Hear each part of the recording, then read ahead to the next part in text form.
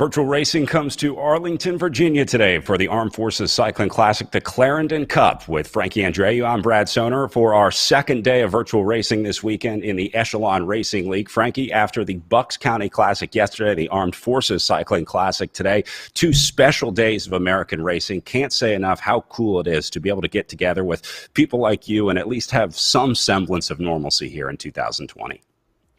Yeah, it's nice having the races and the riders being able to participate in an event, let it be virtual. But Clarendon Cup, a difficult race, started way back in 1998. It's been a huge part of the American calendar, and for good reason, bringing top-level talent. And it's fast, the distance sets us apart, and the intensity. And I'm sure it's not going to be any different today for the virtual race. We're going to talk about some of that talent in the field and the course here in just a bit. Before we do that, let's go back to yesterday for the Bucks County Classic, the Doylestown Criterium course. Starting with the pro women here, Frankie, it was a nail-biter all the way to the line as we saw this group. It came down to about 10, maybe 15 riders. Then it was a last-minute flyer by Christy Tracy. This one took some guts for Tracy to try to go to the line. She didn't quite make it, but you had to respect this effort yesterday. No, an incredible ride when Christy Tracy struck out. And for a lot of the riders, a little bit of a learning curve dealing with how to handle these turns to be able to save those watts for the end. But Christy Tracy, when she went, huge power numbers. And actually, I thought she was going to be able to get it. But man, Jacqueline Godby, how strong is she to be able to time this sprint perfectly to come by Tracy just in the final meters? Yeah, I thought Christy Tracy had it going to the line, and I think a lot of people in the group did as well. It came down to inside the last 100 meters before Tracy got caught, and you can see the group behind all staying together. They did a really nice job of kind of working together to try to bring Christy Tracy back. But, she took the gamble, she took the risk. It didn't pay off for her. She got caught at 43 meters to go to the line. That's a heartbreaking day for any bike racer out there, Frankie, but that's also part of the sport. It's the highs and lows of the sport. Definitely a tough day for Christy Tracy yesterday, but she held on for third, so not a bad day out there. Despite getting caught at the line, still ends up with a third-place finish.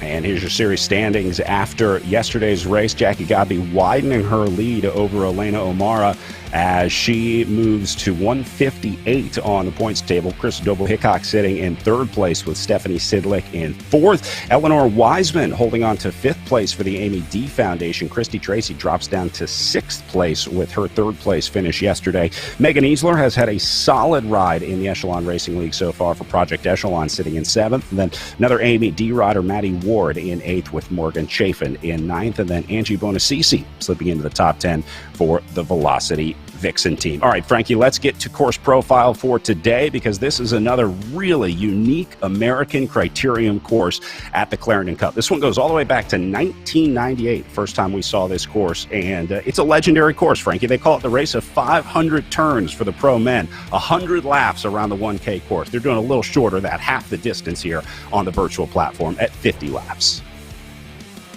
Yeah, but it's still going to be just as intense, and it was known for the 100K race that it is. It's a fantastic race, but through that start-finish line, a little bit gradual uphill around to turn number one, and that's almost like a hairpin, going completely around, going around turns number 2 and 3 relatively fast, a little bit of a downhill going into turn 4. And the final turn normally is where we see some of the crashes with the fighting for position before they have that uphill drag towards the finish, but it is going to be flat out for sure.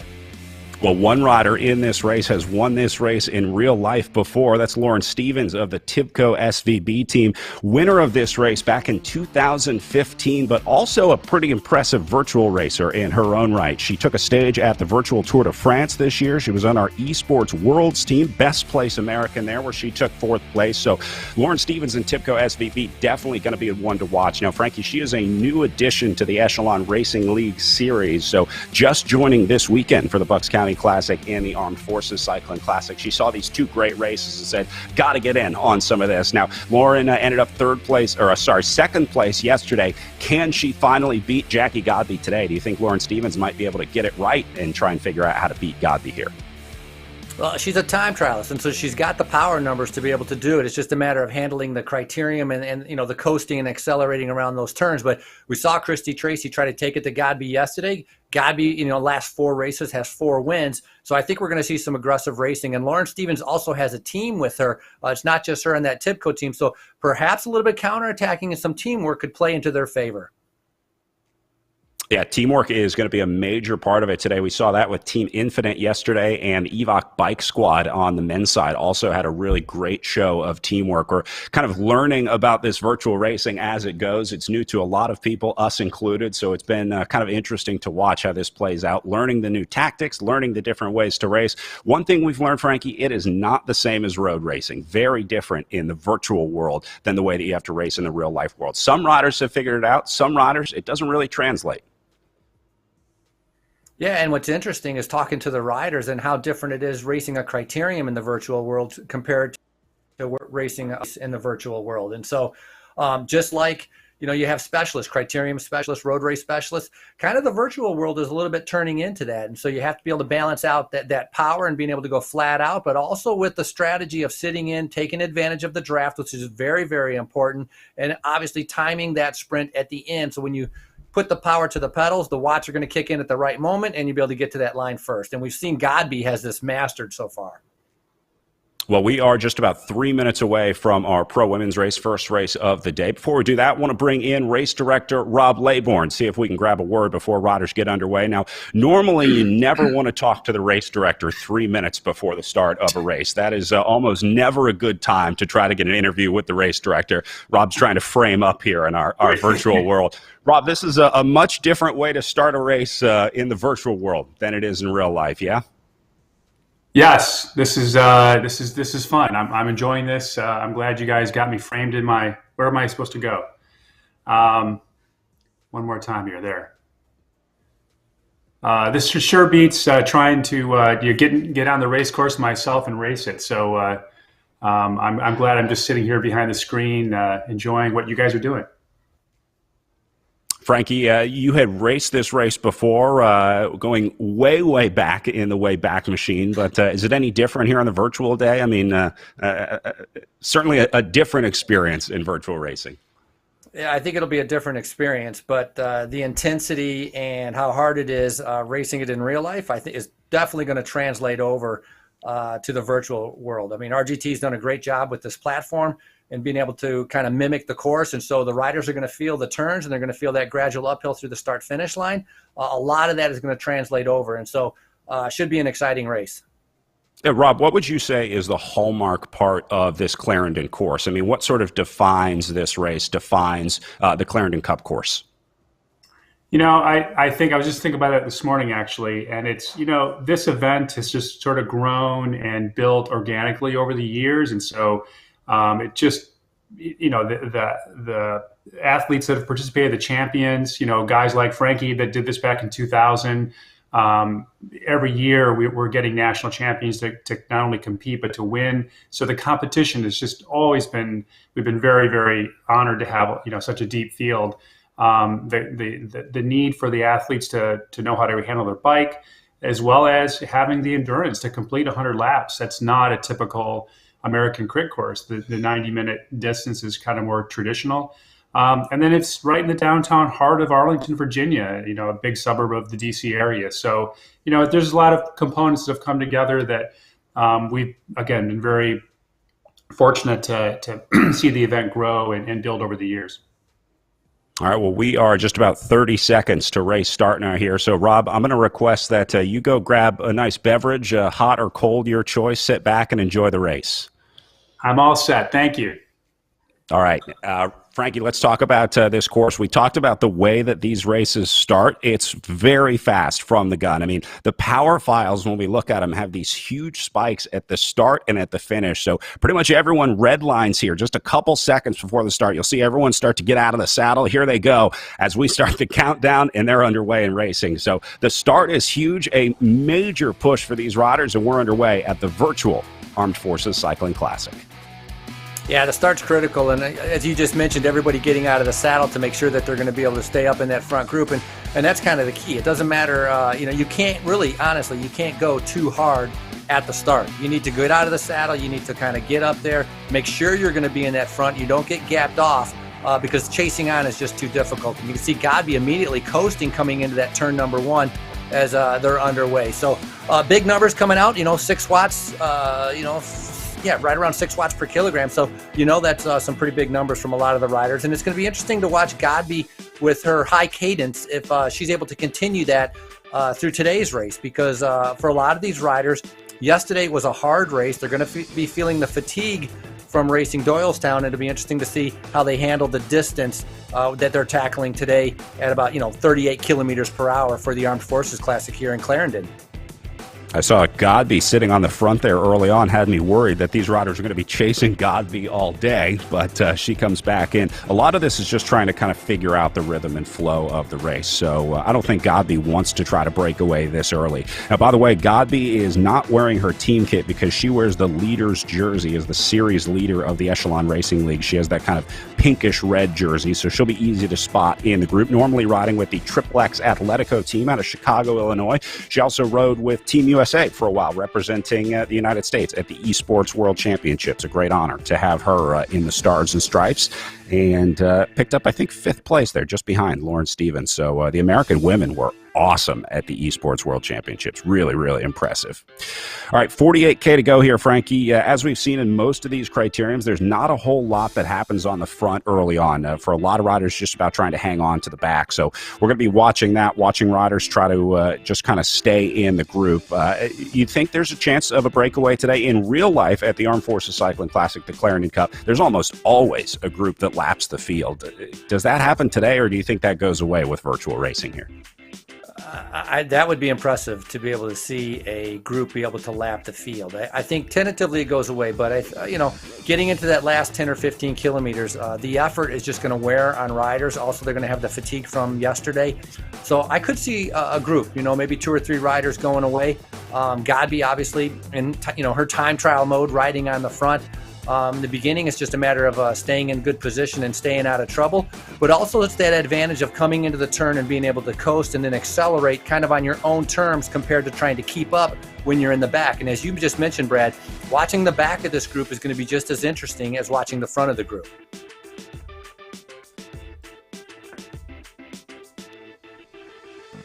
We talked about some of the riders in this field having done this race before. I think Krista Doble-Hickok has been there before, but I cannot wait to see a rider like Jackie Godby or Christy Tracy on this course in real life, because the power that we see them putting in RGT is really amazing, and it'll be really interesting to see if that translates to, hopefully see if that translates to some of these real-life races soon. I want to go back to last year at this race where Kendall Ryan was the winner also of the Tibco SVB team at the time. It was an awesome race where once again a group went away and lapped the field, but she took us through the last lap. From 7th place up to 1st place in one corner. The race really started in the last 2 corners because you made significant moves in the last 2 corners. But take me through the thinking here when you see this inside line. Do you know you have it as soon as you enter the apex? I mean, do you know that you're going to be able to clean this line?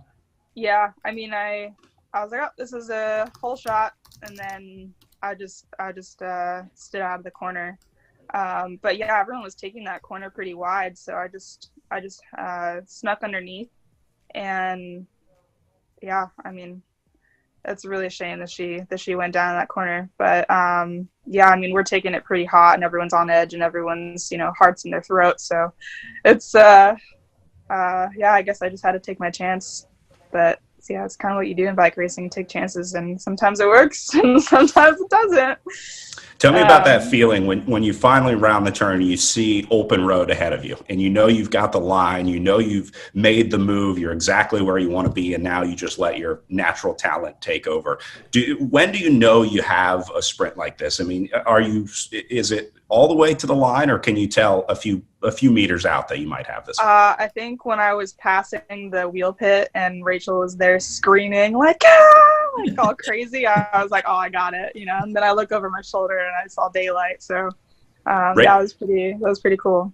Rachel, for you as a director, there's not much that you can do in the last lap. I mean, the plan has been executed. It's just up to the riders. What's that like, waiting on the finish line, watching that last turn to see the riders come around?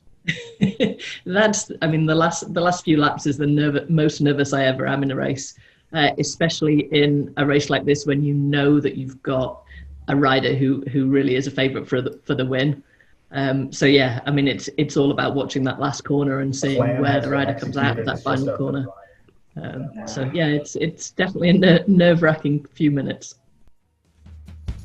I love this course, Frankie, and that last turn is always an interesting one. There's kind of two elements to it. One, what group is going to get away? There's almost always a group that's able to get away, mostly just because the race is so long. And then that group always races out of the last turn, and there are always heavy hitters in this field. So one of my favorite races to look forward to. And I like that it's a unique course, too. It's got that the kind of not off-camber, but off-angle turn just across from the start-finish line, so you get to watch them a few times each lap in person. Yeah, and it's kind of like almost like I don't want to say a figure eight, but almost like a figure eight. So for spectators, you'll be able to see him coming down on one side and then coming back up on the other side. So lots of viewing angles to be able to watch the riders. And so it's a unique event. And, Rob Laybourne, with the promoter of the event, does a fantastic job in making sure that everybody's treated right, that the event is organized, that it's on time, all the logistics are correct. And as you know, Brad, with all the events that you go to, that plays a big part in making it a nice event, a hospitable event for the riders and the spectators, that things are organized and go off in a timely fashion. My favorite part about the race, they do the Crystal Cup, which is the race on Sunday. The Clarendon Cup happens on Saturday, and then they go to Crystal City on Sunday for the Crystal Cup. And the hotel is on the course. There are not many races out there where you get to hit the Starbucks in the hotel lobby and then roll straight out to the course. So that's always one I look forward to. The less walking for you, the better, right? Yeah, exactly. Crystal City first, then Clarendon on Sunday. And normally, while you're sitting there sleeping and getting your Starbucks, I've gone out and done the Armed Forces the cycling challenge, which is a blast. I've had a great time the last 2 years that I've done it, with hundreds of riders out there flying up and down along the boulevard. And so it's kind of a great community event to be able to bring in a lot of cyclists that aren't racers, kind of get that racing feeling on the course and be able to ride. And so a ton of fun as it leads into the pro races.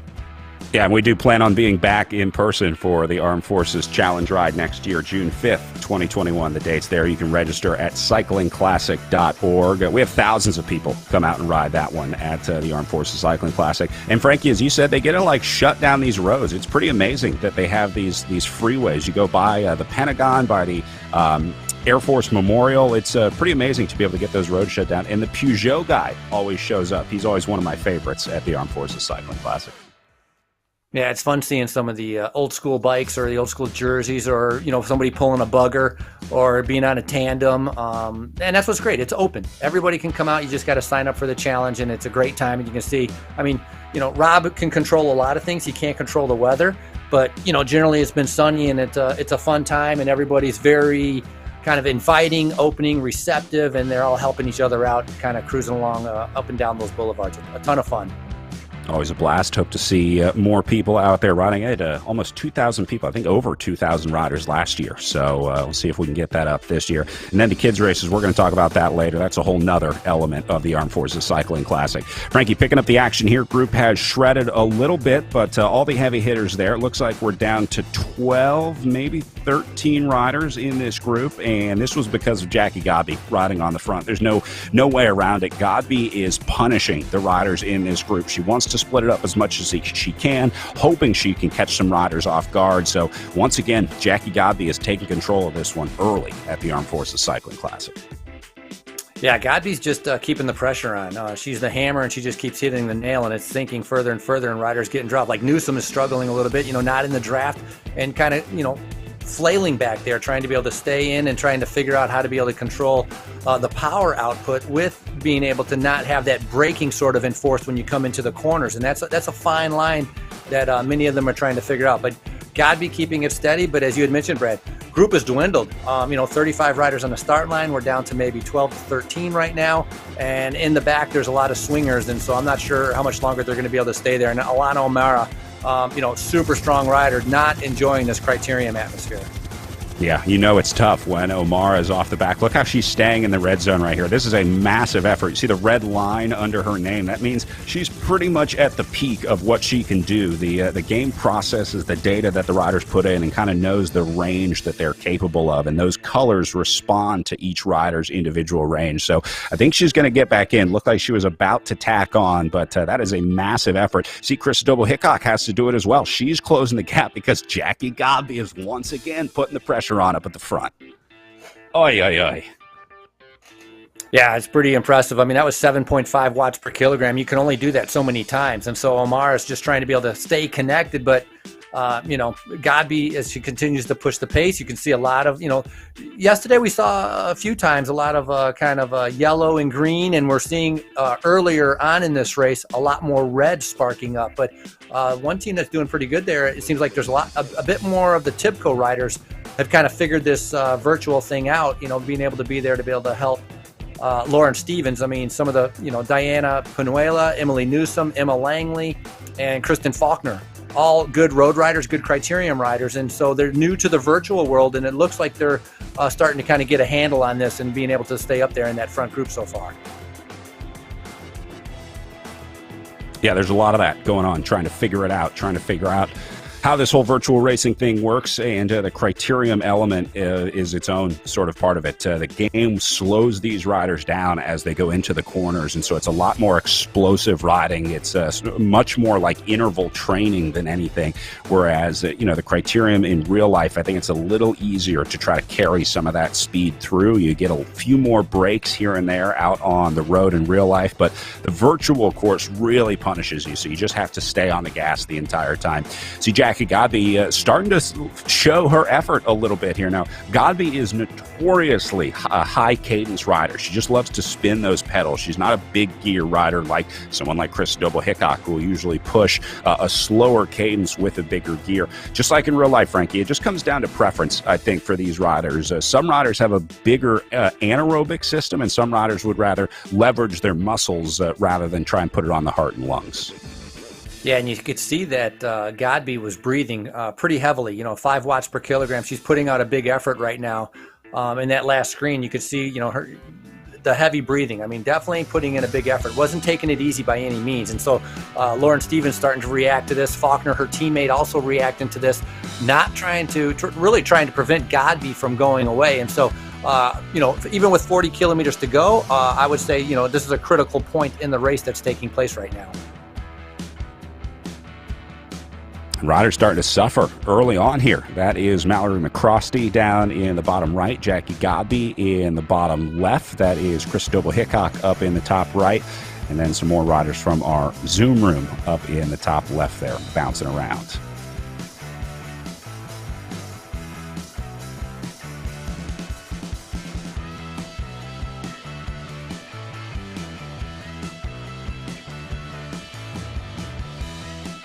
Well, nice job by the group to be able to react to Godby being able to get back. Crystal Doble-Hickok doing a fantastic job. I mean, normally a climber. I mean, her lightweight frame, the way she can go up the mountains, she's able to kind of defy gravity. And that's one thing, on some of the climbing days or little uphills, you're not really dealing with gravity. You're dealing with the percentage grade. And so a little bit more of a disadvantage for a lighter weight rider like Doble-Hickok. But Ward is doing a fantastic job. Like I mentioned, a few more Tibco riders have been able to get in here. I've seen McCrosty still doing a good job of staying in here, and she was second at the Gila criterium, and so she's going to be looking to be able to put in a good ride today. So group is dwindling. You see already lapping some riders here, but this is kind of good for the riders that are even lapped because they're going to have their own little race. And so, it's not all lost, and you're not pulled. That's one thing about virtual racing. You're not going to get pulled because you get lapped. You can have those 6 riders in front can still do their own kind of race and be able to fight for points. As much as some riders would like to get pulled when they go off the back of this one, they do keep them in as long as they can. So you'll see some riders kind of floating around the course out here in the virtual world. Those are usually lapped riders, but they do continue the race. Another plug for T-shirts and hats in the We Are Nations Echelon Racing League store. We are still working on Frankie's line of merchandise, but until then, you can check out all the teams. Everyone has gear in the team store and cheer on your favorite riders or favorite teams. So if you're tuning in to watch someone today, head over to wearenations.com and get some gear from your official squad. Frankie, you said you were looking at the Hugh Dog Racing logo yesterday. That was the one you connected with.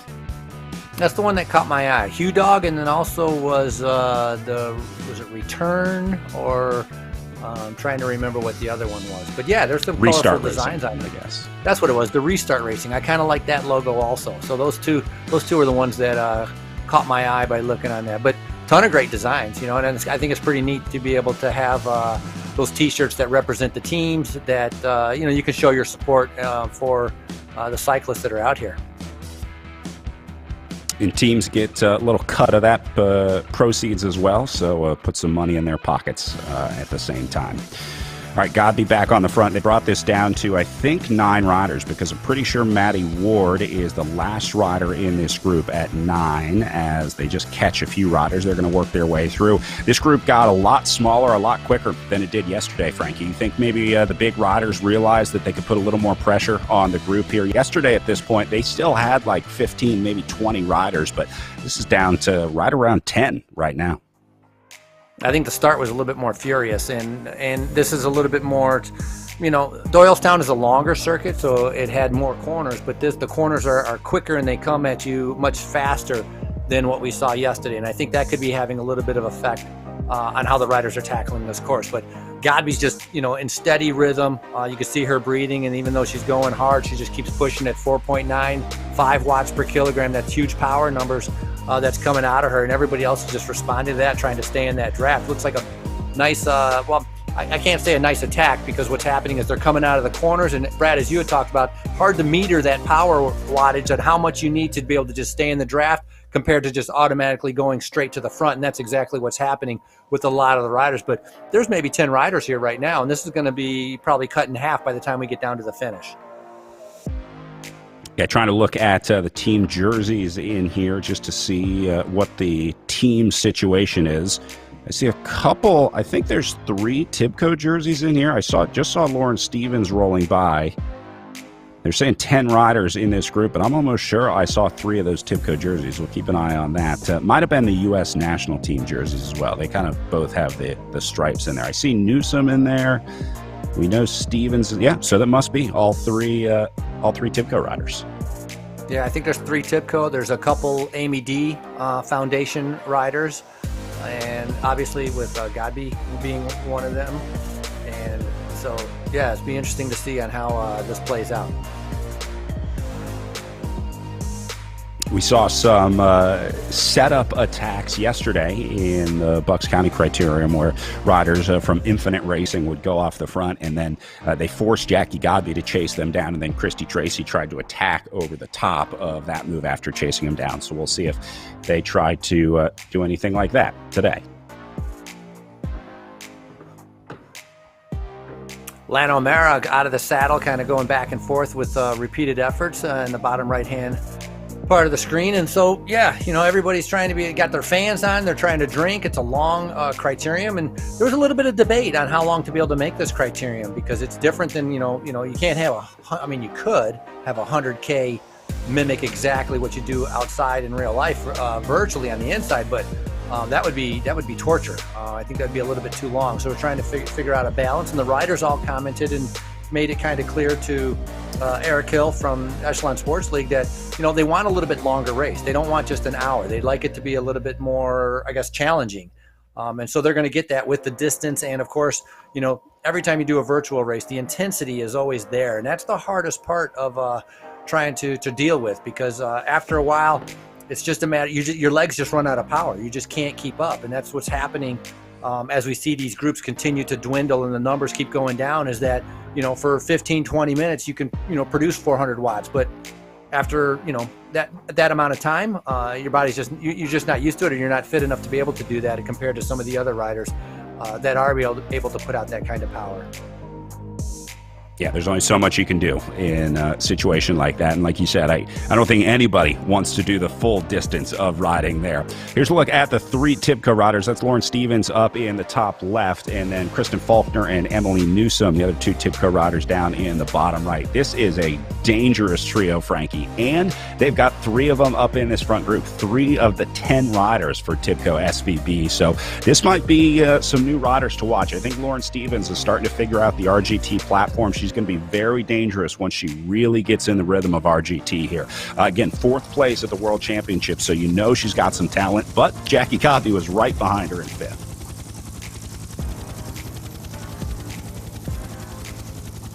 Yeah, and Lauren also, perhaps learning a little bit from her experience yesterday, because she was 2nd at the race yesterday with the Doylestown, and so that's gonna play into her favor also. But also having the teammates there, I think, are going to come in handy a little bit later on. All of them very experienced racers, so tactically they already kind of know what to do. If a rider goes up the road and it's not part of their team, they're well organized to know when they have to chase or when they might not have to chase, how to help each other out.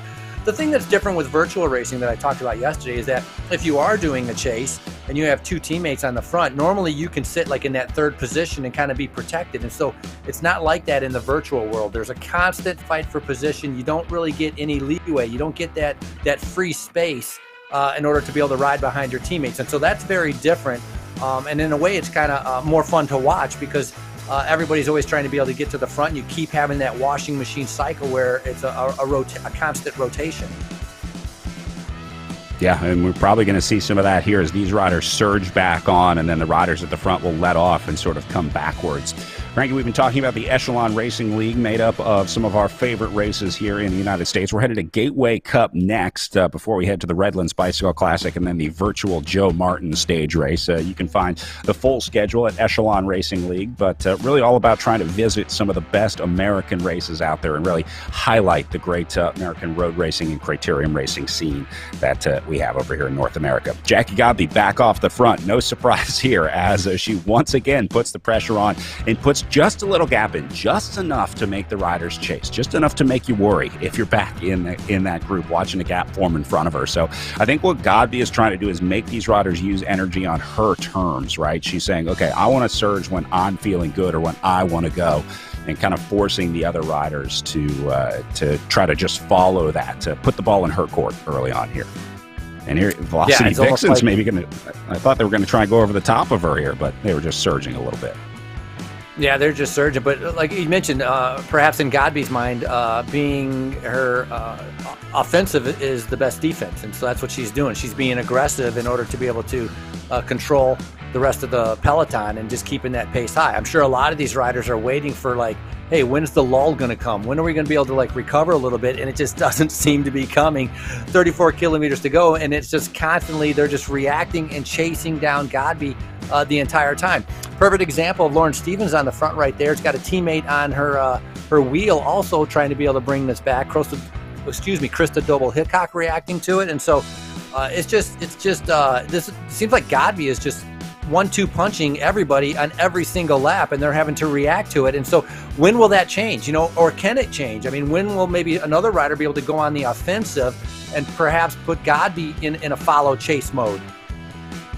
Yeah, got to give Christy Tracy credit for yesterday. She tried. I mean, I think she realized what she had to do and kind of realized that you're not going to beat Jackie Godby in just a straight-up drag race to the line, because she can just lay that power down for the 15, 20 seconds that she needs, and no one can really beat her there. So she's really trying to find a different way to win, find her own way to try to beat Jackie Godby here.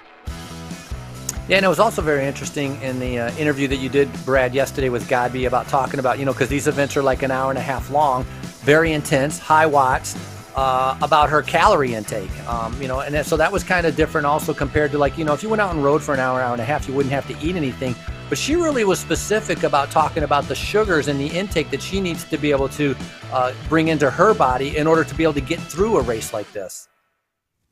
Yeah, talking about trying to fuel, which is one of the toughest parts of riding or training, and certainly indoor racing. I think the riders, they seem like they're in a worse place. Like they go deeper in indoor racing than I really ever see them, it seems like, go on the road. Part of that is just because they're on the trainer. You know, we don't normally get video of the riders on the trainer, but man, it just seems like they go so deep in this virtual racing. Like they're just cracked in a way that you very rarely see out on the road.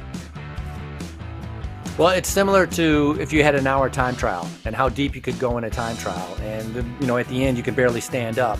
And that's kind of the situation here. Like this is, you know, it's not a time trial, but it's flat out for an hour, hour 15, hour 20, where the intensity is just high and there's never a lull because you can't just sit on the wheels. You can't enjoy the draft. You can't sit in a small gear and just kind of get pulled along.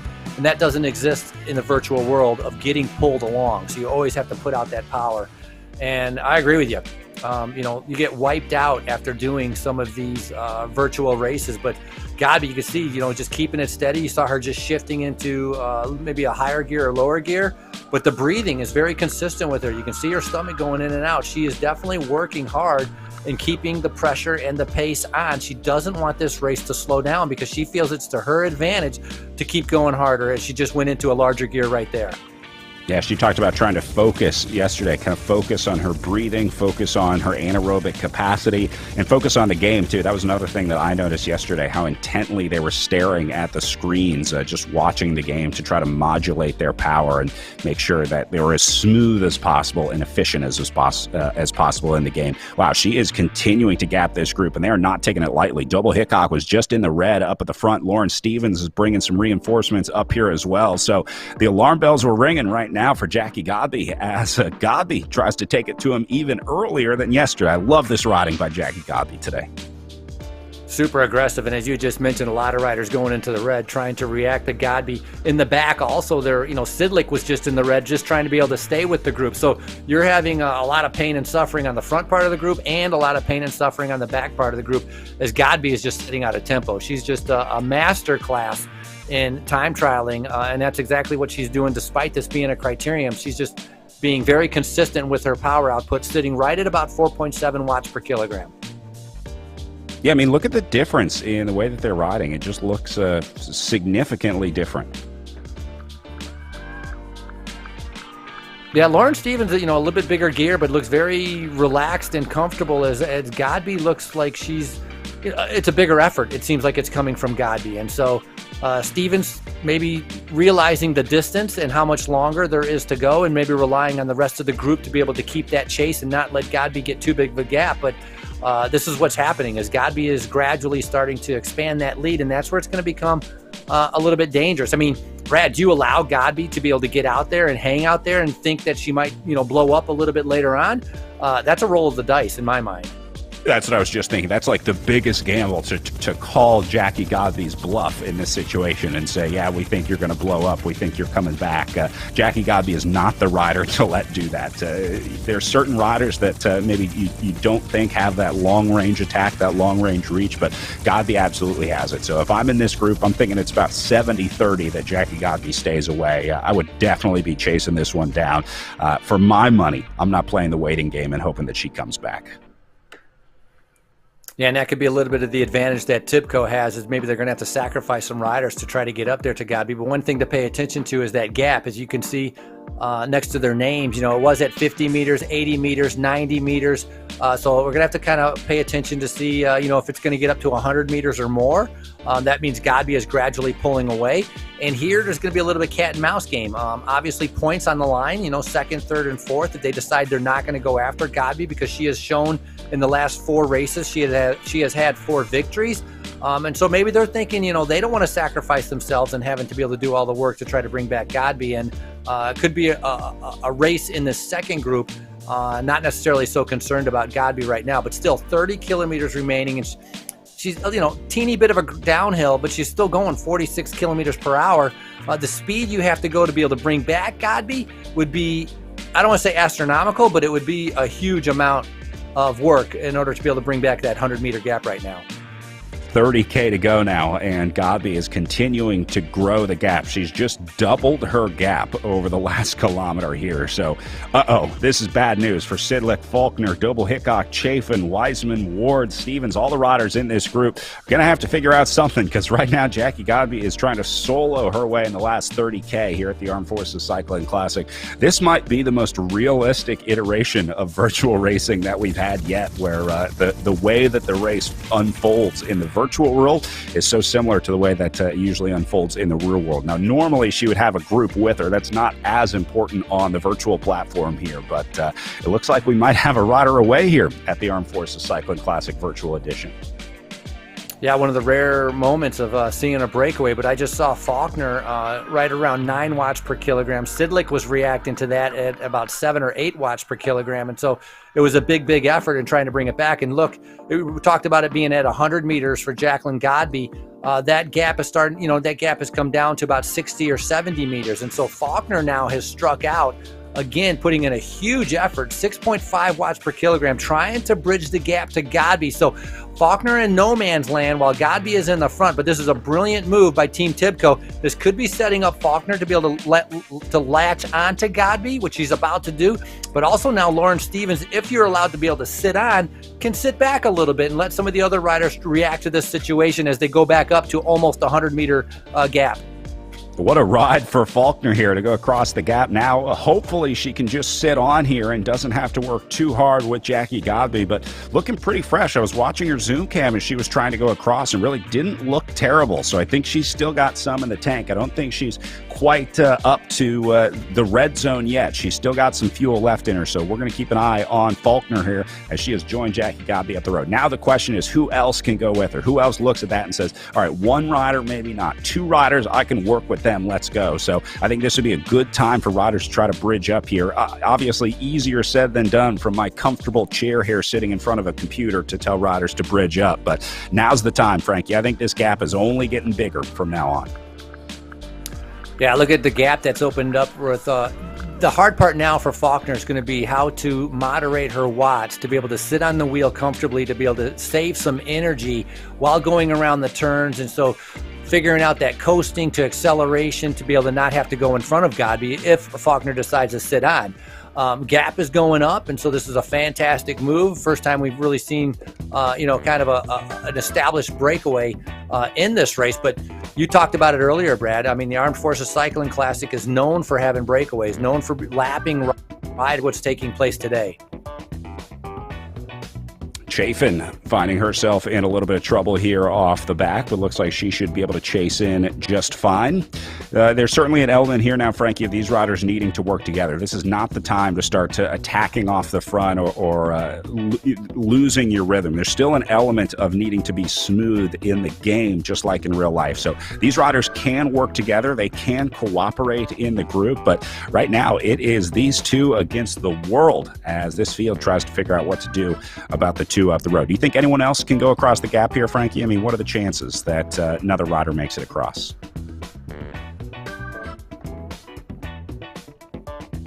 I think if that gap came down to about 80 meters, maybe somebody could have a chance. But, as it goes up to 100, 120 meters, I mean, Faulkner is an established road rider, super strong. And so she was at 9 watts per kilogram, almost 10 watts per kilogram. It was a massive move for her to be able to get up there. And so, I'm not sure if anybody else is going to be able to make it. Yeah, this is so huge for Tibco to get her up into this group because remember, they still have the other 2 back in the field, including Lauren Stevens, who right now, there she is just sitting in, saving her energy, biding her time, letting her teammates do the work. Once again, we're seeing some real team tactics here from Tibco. Stevens made a conscious decision to sit back in this group and let her teammate go up the road to do the chasing here. I love the riding from Tibco SVB today. Yeah, 200-meter gap right now, so that's going to be a massive undertaking for anybody else to get up there. I see 2 riders going away here, and this is going to be Godby and Faulkner just has to figure out how to be able to stay on the wheel. You can see her kind of like a slinky kind of going back and forth, trying to be able to sit on that wheel as Godby just kind of taps out that rhythm. And so Faulkner struggling a little bit about how to kind of recover and stay on the wheel and take advantage of being in the slipstream behind Godby, who just continues to push that pace. But Faulkner just now 6.8, 7 watts per kilogram to try to keep up there. So those are big efforts. And if you're going to keep doing that for another 26 kilometers, you're not going to have much in your tank at the end. Yeah, I mean, the number one thing for Faulkner right now is don't help Jackie Godby. Just sit on. I don't think you ever see Faulkner go to the front here. If she does, it's by accident. It's that overcompensation that we talked about, trying to feather the power of the riders. But this is a perfect setup for Faulkner and Tibco. Now, Faulkner is probably not here to win the race. I think this is a team move, but it's she's got insurance, because if this group does stay away, Faulkner can still try to go to the line with Jackie Godby. So it's really balls in Godby's court. It's up to her to just ride her own race. She's basically riding a time trial here with one rider tacked on to her rear wheel. So it's going to be interesting to watch Jackie Godby in a much different race today than we saw yesterday.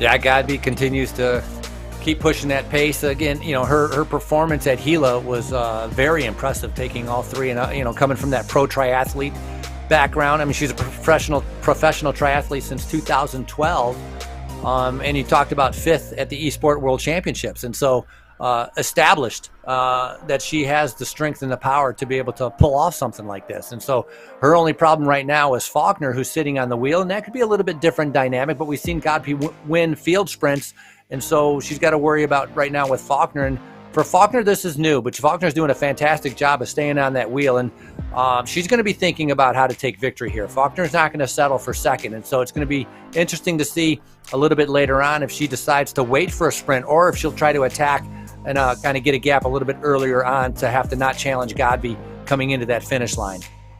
Here's the chase group behind them. See a lot of greens and blues in there. That's where Lauren Stevens wants to be, just saving her energy. Now, I want you to take a look at the top left of this screen. You can see the drafting indicator at the bottom of this graphic up in the top left. Now, that's what the riders are seeing. So this is Kristen Faulkner's screen. She can choose what view she has, but she's seeing the same data graphics that we see. That tells you how close you are to being in the optimal draft of the rider in front of you. So you can see how it kind of switches from green to red. Now, when a rider's power numbers turn to red, the top left number, it's right around 350 right now. When that goes red, that means that the riders are kind of wasting energy. It means that they've hit the maximum draft that they're going to get out of that group. So Faulkner is going to be constantly watching this data point right here, trying to make sure that she has the maximum draft, maximizing her effort, the most efficient that she can be throughout the day. So just keep an eye on that up in the top left throughout the day, as it'll show you the rider that we're watching and who the next rider that they can try to draft off of. So here's a nice first-person view. This is what it would look like in real life if you were trying to sit on Jackie Godby's wheel. This is an interesting virtual view here. Yeah, and that drafting's so important, as in real life in the virtual, saving, if you can save, look at that, 160, 170 watts, if you can sit that close to her without going past her, that's a massive difference. I mean, that'd be putting out 400 watts compared to putting out, 300 or 280 watts. That's a big difference in effort as Godby continues to just kind of not slow down. I don't even think Godby cares that anybody's even with her or even on her wheel. She's just in attack mode the way she has been since pretty much kilometer 1. And we still have a lot of racing still to go. I mean, there's a long ways to go here as our two riders have managed to separate themselves. That group 3rd through 10 is about 300 meters back, and so they're gradually losing a little bit more time on our two leaders. Yeah, getting some questions in the Facebook chat about how the distance is measured. You can see the gap to the right of their names on the leaderboard. That left graphic on the left side of the screen, it shows the name and then their current watts per kilogram, and then the distance to the next rider ahead of them or behind them. So it's measured in meters. You can see Double Hickok about 350 meters back from the Faulkner-Godby group. So gap's getting bigger, continuing to grow, and things looking really good for Jackie Godby right now. So far, Frankie. Yeah, so far. And if you watch the numbers with Godby, like we talked about, steady. 4 watts per kilogram, 4.5 watts per kilogram. Faulkner is all over the place, from 3 watts up to 7 watts, and she's trying to figure out how to stay in that draft and be able to take advantage of kind of, let's just say, getting a free ride. As we go back to our main group right here, with Sidlick and Newsom. I believe, that's way in the back, Ayala, who's been lapped. But a nice group here as these guys are still fighting it out for the points. Godby has a pretty big lead, but the rest of the, Christodouble Hickok is still trying to move up in those rankings. And so a third or a fourth on a race today in the Armed Forces Classic would be super important for her. Yeah, I don't know if this is the right way for Faulkner to ride or not on the platform. You were talking about the surging power. Now, that's to be expected in the criterion, but I think you're right. I think Faulkner is still trying to figure out how to kind of sit in that slipstream in the game here. Still trying to figure out how to play RGT, if you will. So I think I've watched her get better just over the last 10 minutes or so. It seems like she's getting a little more stable, and I'm noticing she's staying closer to Godby's wheel, too. I think she lost it in that group there a little bit, but Faulkner definitely seems to be getting better at RGT here. Yeah, gradually figuring it out. We just saw some huge red numbers coming from the main group here as Ward was attacking up near like 8 and 9 watts per kilogram, and other riders having to react to that move. And so a little of activity coming from the main group right now as we go back towards our 2 leaders. 22 kilometers remaining. I mean, they've been racing for 40 minutes. Obviously, drinking, and we talk about that sugar intake that Godby has been talking about with the gels. That's all a big part of what's taking place right now. And also the cooling part. We saw, as you'd mentioned, a lot of different setups, some out in their garages where, it'd be a little bit cooler temperatures without having to have, 4 fans blowing on you. And I think that's a big reason why some of them set up outside, because they get that natural cooling effect and you don't overheat. An hour and a half race, full intensity, you're gonna end up sweating a lot, and you're gonna generate a lot of core heat, which is important in trying to pretty much eliminate when you're doing virtual racing. Yeah, all part of the new era of indoor bike racing that everyone's figuring out today. Don't forget to hit us on Facebook and YouTube. A lot of good comments. Did you see the monster of the Midwest? I love that nickname for Jackie Godby here. That's a tough one to beat. I might have to adopt that one. She's certainly been the monster of the Echelon Racing League, that's for sure.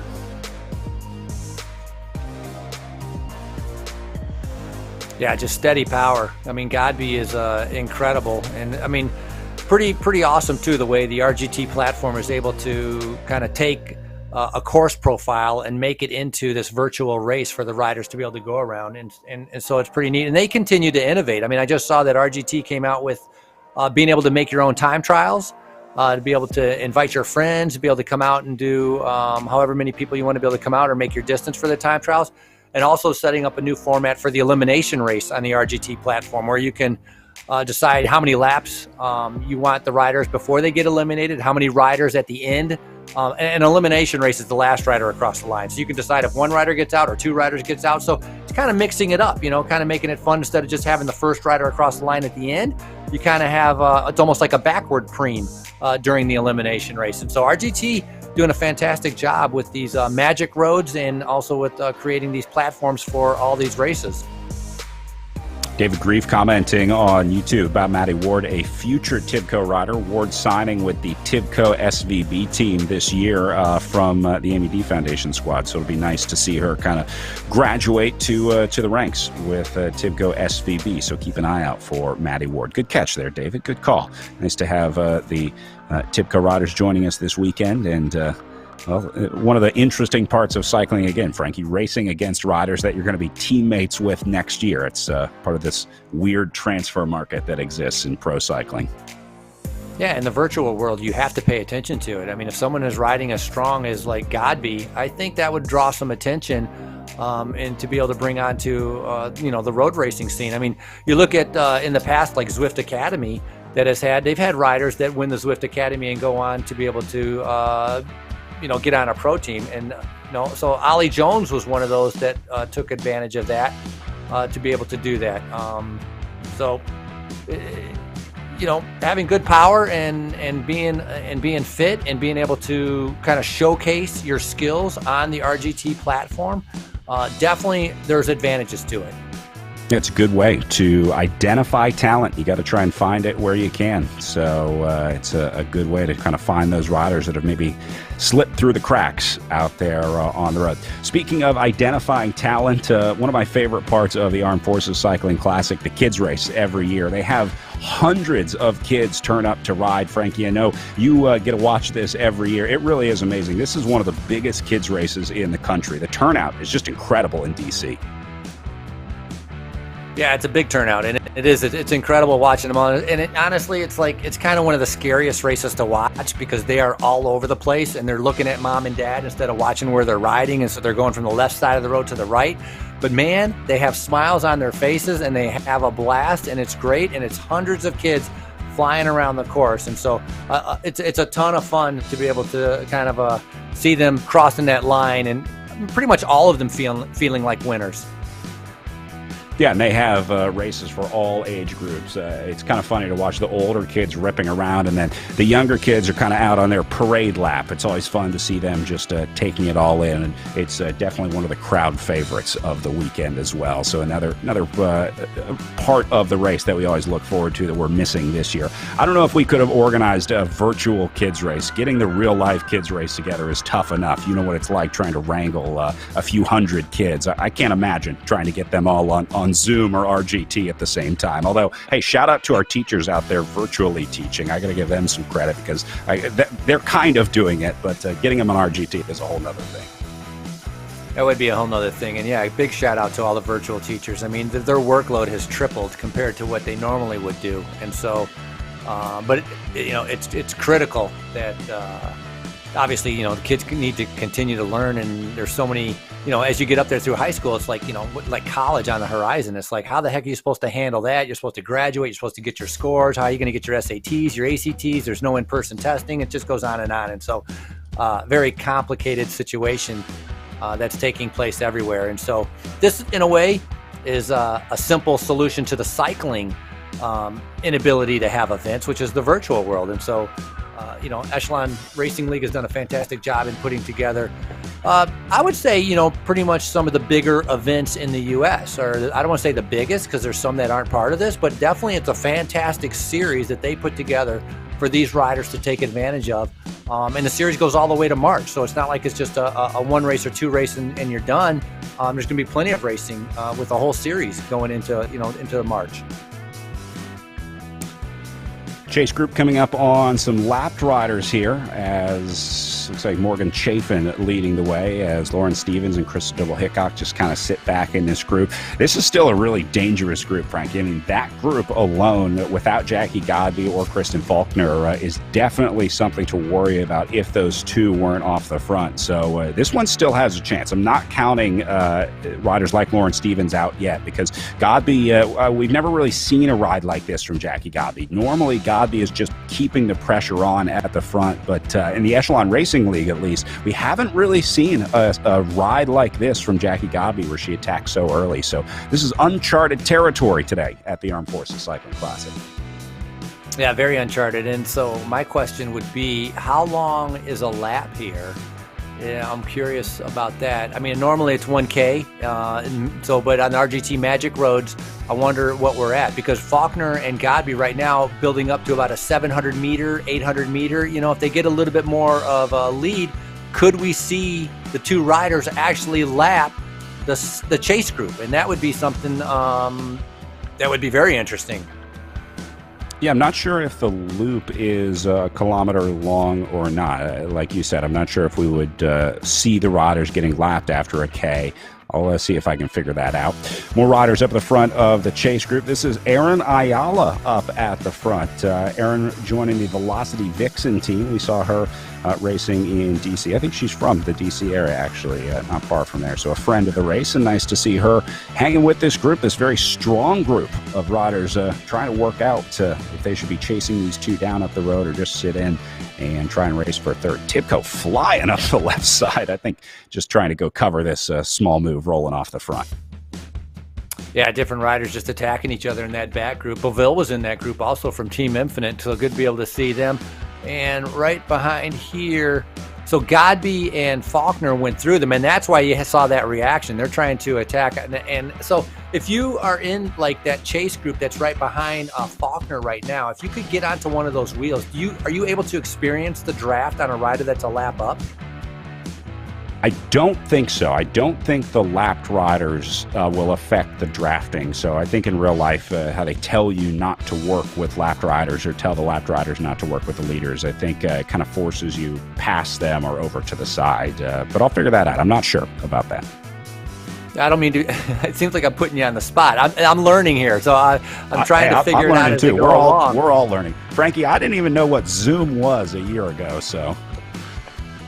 Yeah, it's just this learning curve, because that's kind of interesting, because when you get lapped, even though they're going a lot faster, if you were sitting in and staying a little bit rested, if you're in that group, you might try to attack and be able to get on to Faulkner and Godby and kind of get a ride going away from the riders that you were in, which would be very similar to real life, although, riders who are lapped are not supposed to work with each other, but you know how that goes. A lot of times you got people kind of tagging on, at least for a lap or two, and in this world, there's no referees yelling at you. There's nobody blowing the whistle. There's no one pointing at you to get off the wheel. And so that makes it a little bit different here. I'm so curious about how that would work. Faulkner looking very comfortable, though, right there. No virtual refs out on the course, but they do have some rules in the virtual racing league here. There's two ways that they verify, through power and then through weight. First, the trainers are calibrated with what's called a spin down test. It's basically each trainer manufacturer has a different method to measure it. And then they have to verify their power two different ways and the weight 24 hours before the race. Each day, the riders have to submit a video that shows them weighing themselves. It shows you have to show the scale, and then you have to show a fixed weight object, and then you have to show you on the scale, and then you have to show the object on the scale, and then it's you with the object on the scale. There's this whole protocol that the riders go through for weigh-in. Another one of those unique parts of virtual racing. Chris Double-Hickok was musing about this before the start of Bucks County Classic yesterday. Another weird thing, just like how I didn't know what Zoom was a year ago, I don't think anyone would have ever expected to be weighing themselves with a barbell on a scale on video. Right, but the weight is so important to be able to have accurate, because of the whole watts per kilogram, which is what you see when they're going into the red, and that's kind of determines on pretty much how fast their avatar is going, and so that watts per kilogram extremely important. And so being able to get that weight correct, and in the rules that they have with calibrating the trainers and the watts is the best way that they can do to be able to make it a fair race and a fair event for the riders that are in this. And RGT's done a fantastic job with kind of controlling that and making sure that it's a good, fair race. As Godby has just been, spinning away. Again, look at her, 4.3, 4.7 watts per kilogram. Not a big difference. 6.9 coming from Faulkner. Faulkner on the front right now. I don't know if this is an attack coming out of the corner or a surge, but Faulkner right now out of the saddle, 7 watts per kilogram. So Godby finally having to respond to something with 15 kilometers left in the race. And look at this. Here they are. That's Faulkner up in the top right, Godby up in the top left. Faulkner is definitely hitting it here as she puts the pressure on Godby. Man, talk about brutal racing here from Tivco SVB. Faulkner is now taking it to Jackie Godby. This is awesome back and forth racing from this group of two. I thought Faulkner was just going to sit in today. I thought her goal was to just play Jackie Godby as long as she could, but looks like Faulkner going to have a go at it here today. Well, Godby now having to react to this. Faulkner coming out of the turn, she's still coasting and waiting for her to get going, but that was virtually, she was coasting. But if you look at what she's doing in her virtual space where she's riding, she's putting out a big effort. So a nice move by Faulkner now going through that group. And so this will be interesting to see how Godby reacts to this. A big move. There's still plenty of racing still to go, but looked like almost she was resting up and she had recovered from that huge effort to bridge to Godby, and now she's on the attack.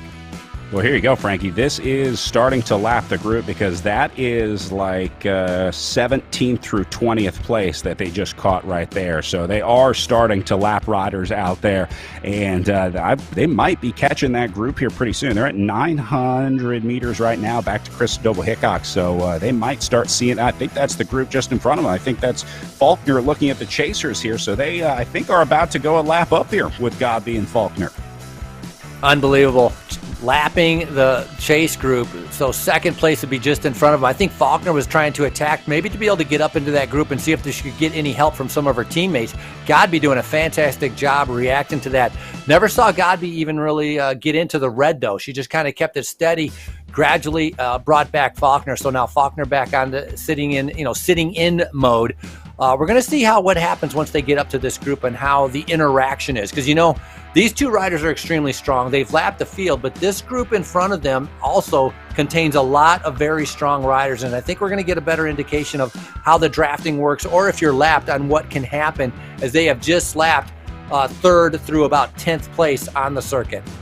Wow, so they go a lap up as now Lauren Stevens finds herself on the wrong side of this story. Remember, Stevens is used to lapping this group at the Armed Forces Cycling Classic, but in real life, the virtual edition going much different. Remember back in 2015 where we saw her go solo off the front, one of the few solo wins at the Clarendon Cup where they were able to lap the field. She had a huge TIPCO SVB squad with her, but remember, that was when they were going up against riders like Corinne Rivera in this race with United Healthcare. So there were a lot of strong riders, but it ended up being the body of the race that made it so tough in 2015. And Lauren Stevens able to get away solo. The coolest part, though, was her post-up. She had one of the most legendary post-ups in 2015. She crossed the line at one lap to go and was looking up at us like, watch this finish. It's going to be fun. And then when she came back across the line, she had this the look back where she was looking for the riders behind her. Nobody in the picture. She was all alone by herself on the line. It was a legendary win at the Clarendon Cup in 2015.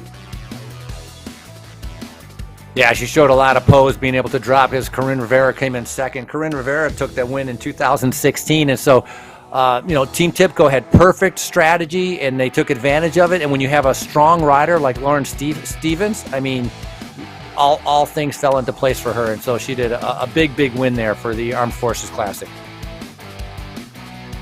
A much different riding for Lauren Stevens this year in 2020 as she finds herself a lap down today to her teammate Kristen Faulkner and Jackie Godby.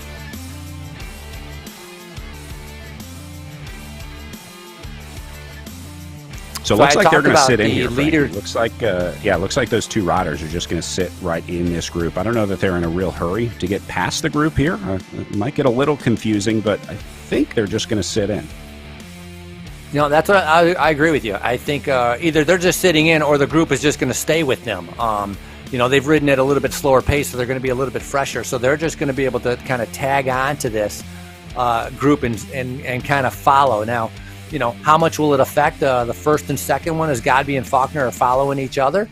That'll play out. We'll have to wait and see how that goes. Lauren Stevens sitting in the back there, Maddie Ward sitting in the back there. But one thing to keep in mind is that when you're in the back, you're still going to get that whiplash effect. And having to accelerate to be able to keep up with the leaders. And so you don't want to kind of get yourself in too much trouble. As we see, Lauren Stevens just right there went into the red at 7 watts per kilogram, 9 watts per kilogram. Lauren, Stevens realizing she's kind of losing some distance here. She has to put in a big effort to be able to keep up with that front group right now. But two riders have lapped everybody else as we have Faulkner and Godby one lap up. Echelon Racing League Amateur League registration now open for the Gateway Cup, next stop on the Amateur League Series. These riders race the same courses that the pros do a week before, so Gateway Cup coming up December 26th and 27th before the pros roll into Virtual Town over in St. Louis for the Gateway Cup Pro event at the beginning of January. You can register at echelonracingleague.com. Just click on races and register for the Amateur Series. 4 categories, 1 through 4, so there's a level for every rider, and then the top 10 riders from that amateur series get a call up to the pro race, so they get a race in the pro ranks if you're the top 10 the week before in the amateur series. Frankie, you better get on Facebook because there is some major stuff going down in the comments section right now. It sounds like there's a plot to get us racing, and I don't know if I'm quite ready for this. I'm certainly not trained up for it. Jaden Yeager saying we need to get the promoters and announcers exhibition virtual race during the last stop at the Tour of America's Dairyland here in the Echelon Racing League. So start training now, buddy. Sounds like we might be in the race by the end of this thing. Yeager's crazy. That's all I know. He is a strong one. He's been, former Masters Criterium national champion, and so They all think it's easy, and I know how hard it is to be able to get fit to do these platforms, and I've been riding inside. I've been doing some of these races, and I get my doors blown off.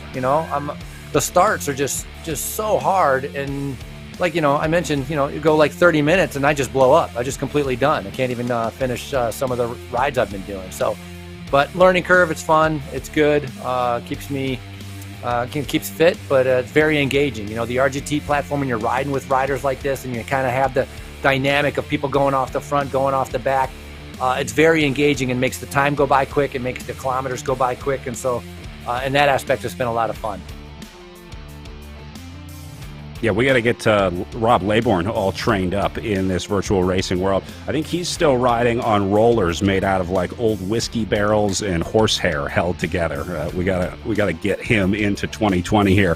Rob, 10 kilometers to go here in the pro women's race. How are you feeling different today? Normally you're running around with your radio and pointing things out, and now you're in your living room watching the virtual racing. How are things going over there in DC? Oh, this is a lot more comfortable.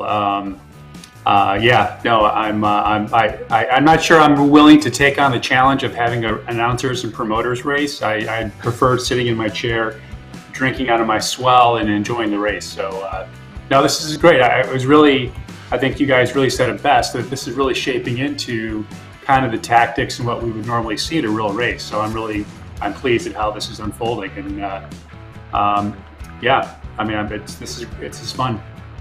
Yeah, it's been really interesting to see how authentic the racing is, and nice to have a rider like Lauren Stevens in the mix here. It's kind of a good bridge to benchmark between the virtual racing world and the real life world. So thanks, Rob. I'm glad to hear that you're also on board with boycotting the announcer promoter racing. Frankie, it sounds like we're already unionizing, so we'll let Jaden know that the riders union is already starting to push back here on his idea. Yeah, as a typical bike racer, just wants to have a race so that he can showcase himself. I think there's some truth to that, and maybe some truth to that with the 1998 Clarendon Cup, Rob. I'm happy to just watch. Not a problem.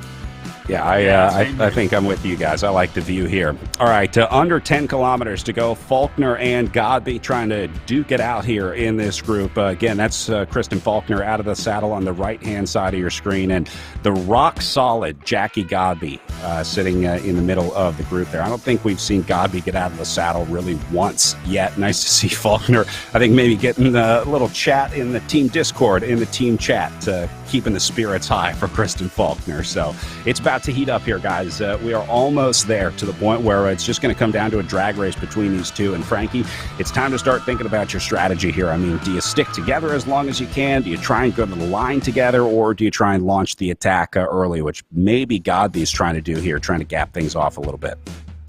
Godby's just going. I mean, you just look at it, it's like her engine is just overheating. Her face is already bright red.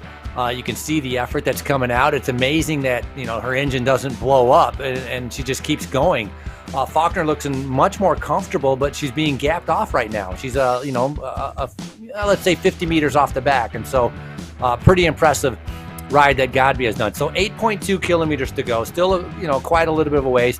And I don't know if now it's just going to fall on Faulkner. Is she the only one that's going to be able to try to have to bridge up to this? Or will she be able to take advantage of maybe having some teammates come to the front and do some of that work for her and be able to sit on in that draft? And so that's kind of that unknown that I'm not sure how that plays out. As we see Krista Doble-Hickok come to the front, Lauren Stevens is on the side there, kind of patrolling everything. And then here's Faulkner.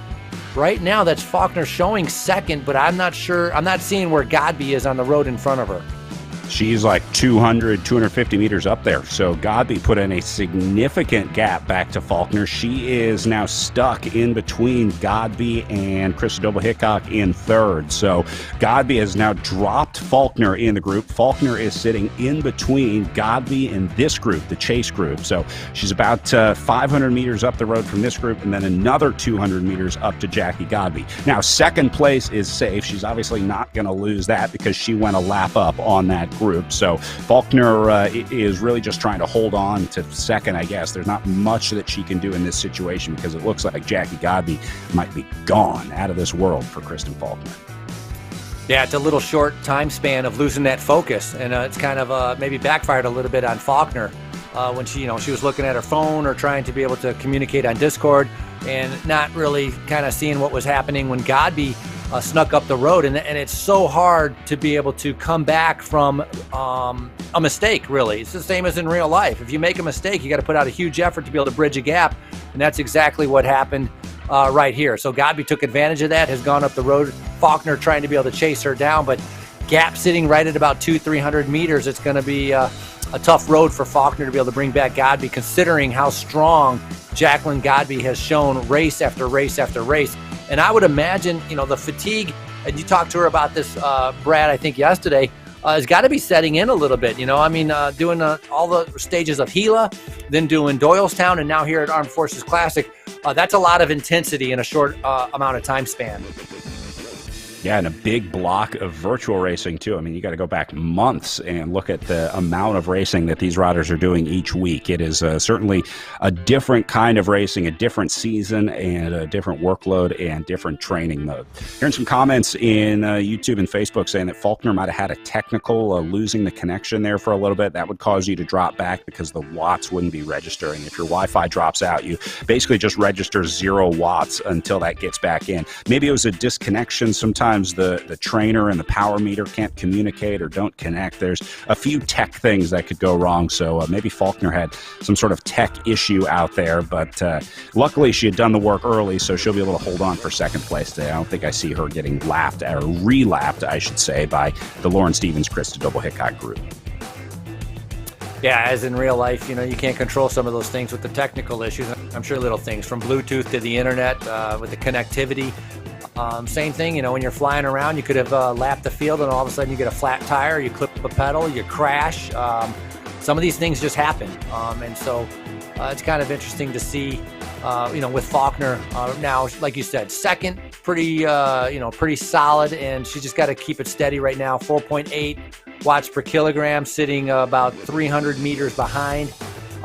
So only 6.1 kilometers to go, but otherwise I'd say this is a fantastic ride by Faulkner to be able to react to that mood by Godby and to be able to be there the entire race until maybe she had that technical issue. Yeah, I hate to see it, but that's part of bike racing, I guess, part of the unpredictable nature of virtual and real life bike racing. So Godby looking like she might be on a solo win here after lapping the field. She's going to go away again, and the nicknames are continuing to roll into the Facebook chat. We got Godby, the goddess of watts, claiming her stake to the throne. I saw a comment about gobbling up the competition earlier for Godby. Maybe let the pros handle the jokes around here. That's you, Brad. Oh, well, I don't have any good jokes, so send them in to the Facebook chat.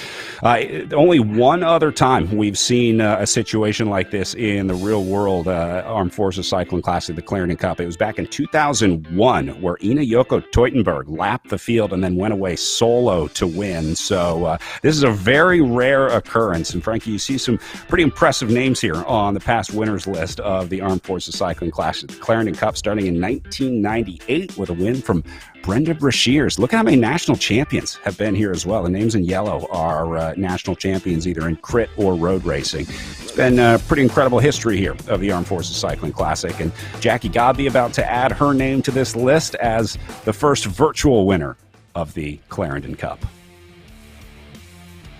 Yeah, I mean, if you look at the winners here, even despite it being a 100-kilometer race normally, they're the fastest of the fast. I mean, Tina Pick, Corinne Rivera, Marlies Garcia, these women, Kendall Ryan, also previous Criterium national champion, very, very fast riders that take the wins here. Godby tackling it in a different way. Instead of waiting for a sprint and showing off her speed, which we've seen because she's won group sprints before in the virtual world, yesterday being a perfect example of that at Doylestown, she decided to tackle it from the front. And it's amazing that has been able to put out such a consistent effort to actually lap everybody and then be able to break away again and go off solo. So, it just becomes more and more impressive on what this woman is able to accomplish, and to be interesting to see later on how that's going to translate when she gets outside and goes back to her pro triathlon career, or if she gets picked up and maybe does some road racing and seeing how strong she is out on the road. I like the first-person view, too. I think this is a cool way of watching the race. Reading some comments down here from the chat rooms. Yeah, it's certainly a different way to see the drafting. It's a good way to visualize what these riders are doing, the gap that they have to make up. I know we were talking with Eric Hill yesterday, one of the commissioners of the Echelon Racing League. He was talking about how his racing really improved when he switched to first-person mode because he wasn't watching as much around him. He could kind of just focus on the race, and he wasn't as worried about like trying to see a surge coming up behind him and get ahead of it or anything like that. So he's saying that his racing really improved when he just focused on that first person mode. So it'd be a good tip for some of our Echelon Racing League Amateur Series riders. Try out first person mode, see what it's like, see if your racing changes, see if the dynamics change at all.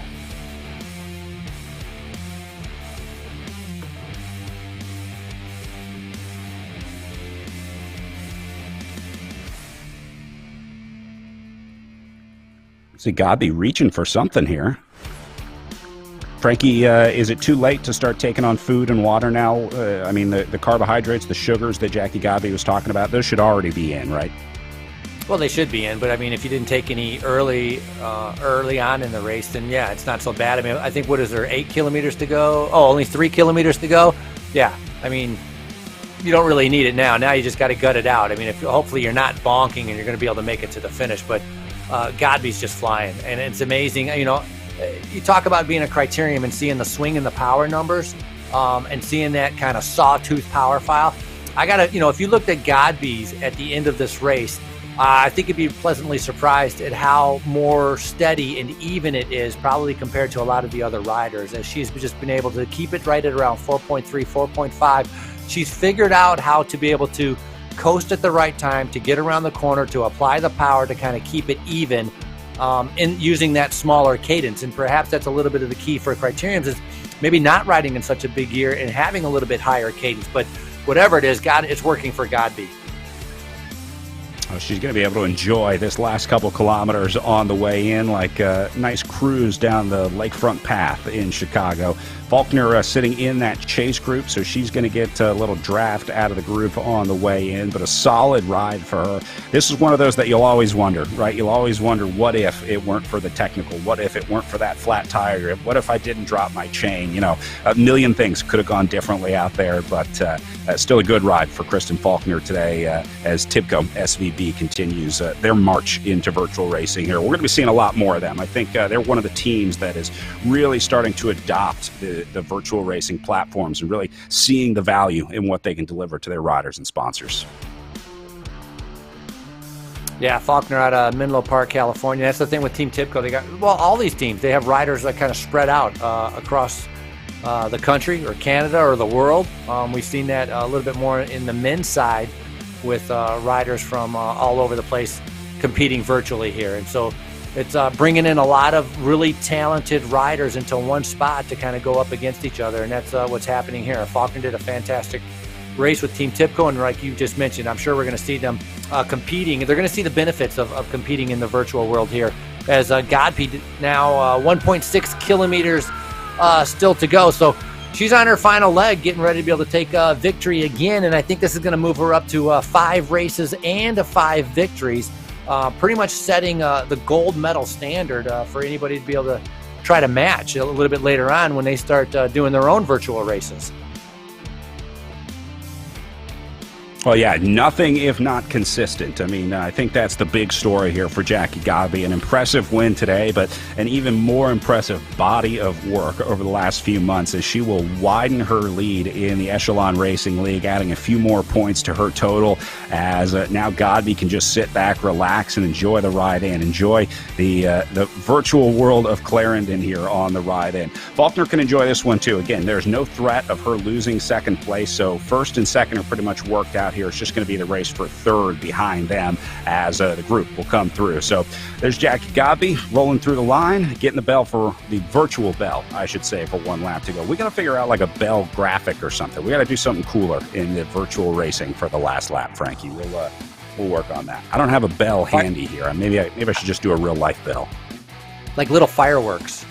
Oh, there you go. Shoot some fireworks off in your house. Perfect. Why don't you do that? No, not in your house. I mean on the screen. Little fireworks go off on the screen. And then it's like bell lap with 1 lap to go. So we have our first and second. We know what's going on with that. But I think so. That's the other part. Are the lapped riders, are they finishing on the same lap as Godby, or are they going to have to do another lap? Is like Krista Doble-Hickok and Lauren Stevens, do they have 2 to go, or do they have 1 to go? We'll find out. That's a good question. I think they do the full distance. I'm pretty sure they're going to keep rolling around and do the full distance of the course. I don't think they start finishing riders once the leader has finished, but we'll see, because Jackie Godby is inside 1 kilometer to go, and she's going to hit the line here very soon. She'll see the arch up ahead, and then riders won't be far behind her.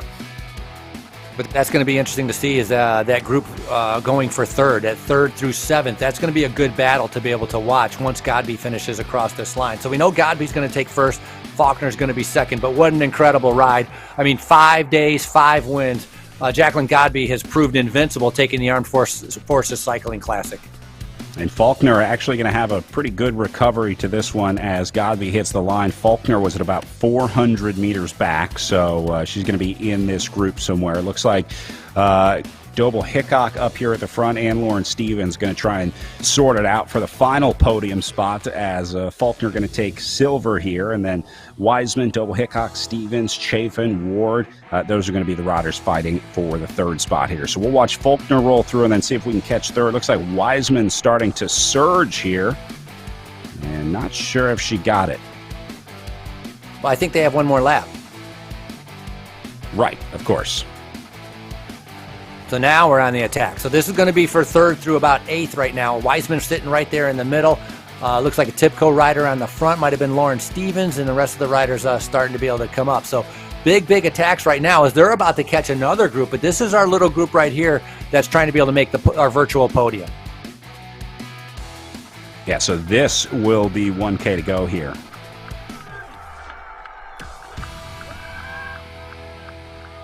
So Doble-Hickok's in here, Schafren's in here, Ward is in here, Weisseman is in this group also, waiting to be able to see those numbers turn to red as they're going to be starting their sprint here in just a little bit, counting down just under 500 meters right now. Doble-Hickok, look at them lined out across the road, all of them wanting to be in the front.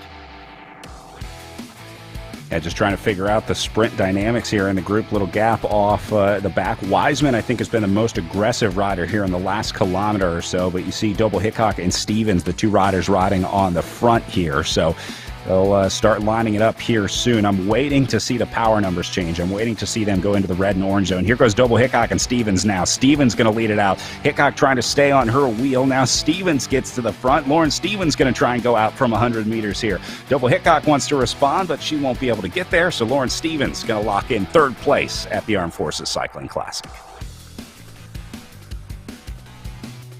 Yeah, and I think Krista Doble-Hickok unofficially would be 4th, Weisseman in 6th, Ward in 7th. And so now we're going on to 8th through maybe 13th that's out there. And I'm trying to see here how 1.9 kilometers to go. So I'm not sure if that's 1 lap or 2 laps, as some of the riders have been lapped a couple times. But overall, an unbelievable ride.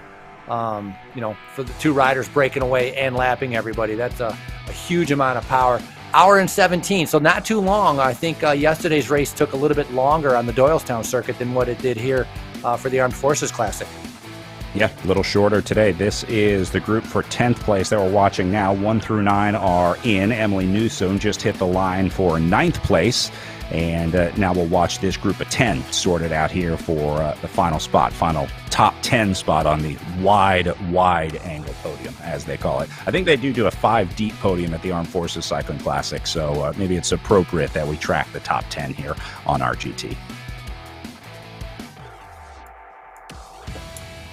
And Brad, I think, didn't we, you received that picture yesterday with that medallion that for the Armed Forces Cycling Classic that the winner's going to be getting. Yeah, winners of the Armed Forces Cycling Classic this year will get a challenge coin. They hand out the challenge coins to riders on the podium every year, but obviously since we don't have our in-person connection this year, they're going to be mailing out challenge coins to the winner of the women's race and men's races here at the virtual Armed Forces Cycling Classic. We saw the winners of Tour de Gila got they're getting trophy shipped to them. They have those very cool bowls, the ceramics that they make every year and give to the winners.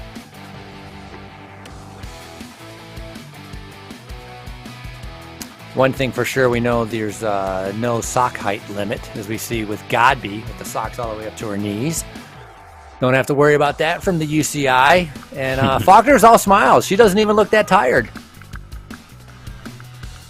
No, looking pretty comfortable, just cooling down, spinning down. We're going to let our top 10 riders finish through here. We'll take a short break, and then we're going to come back and chat with those riders. But, man, what an exciting day out there, Frankie. I don't know that I saw a solo rider winning today in the women's race, but Jackie Godby was sure impressive out there. Yeah, a lot of fun to watch. I would have predicted maybe Godby would win, but not in the fashion that she did with such a dominating performance. So that was pretty fun. But Faulkner also, I got to give a lot of credit to be able to put out that kind of power, to bridge the gap that she did to such a strong rider was super impressive. And she was there the whole time. Not really sure what happened when she got that gap opened up at the end, but a nice finish for Tibco to put Faulkner into second, and then Lauren Stevens coming in third. So those are some valuable points that I think Tibco will be happy to get. But Godby obviously racking up enough points to be able to pad her lead even more. Yeah, we're just going to let the riders cool down a little bit before we grab our post-race interviews. We'll try and grab a word with Jackie Godby and Faulkner in the Zoom room here. Still trying to work out top 10. I think I saw the McCrosty group still waiting to go in, so we should see her rolling through here in just a bit. And I think she actually might have just wrapped up 10th place out there. So, all right, let's take a short break here from the Echelon Racing League. When we come back, we're talking to your winners from the Pro Women's Race at the virtual Armed Forces Cycling Classic. The world is changing. I'm looking to do things better. To improve. Just because it's always been that way doesn't mean it's right. I embrace change. I seek adventure and discovery. I explore the unexplored. To know the unknown. Even in the toughest moments, we ride together. Even in the moments when we're at our limits, we support each other. It's time to move up a level. Push that little bit harder. Changes we make now will make the future better for all. The efforts we put in today will pay dividends tomorrow. We all have the power to up the game. To build something better. It's not time to play. It's time to get real. It's time to be a game changer.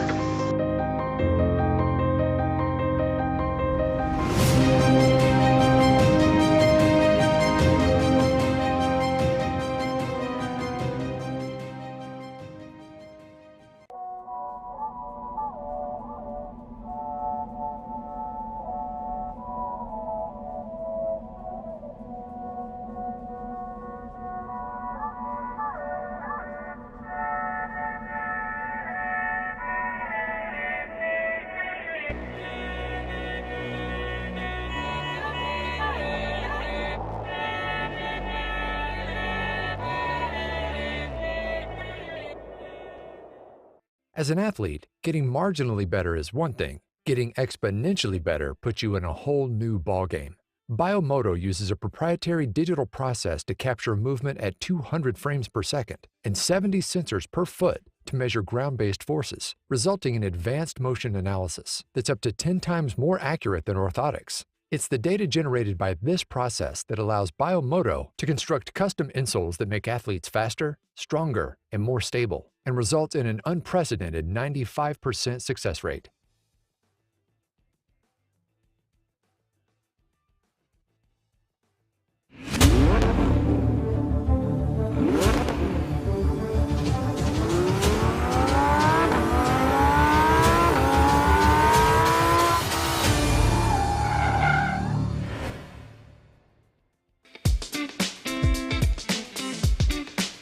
'20 Virtual Armed Forces Cycling Classic brought to you by Biomoto USA. Find the motor in you. By Nations and Nations Leap, enhancing the reach of esports. By Hyperice, move better and enhance your recovery with Hyperice. And by Project Echelon, educating, equipping, and empowering veterans through physical activity.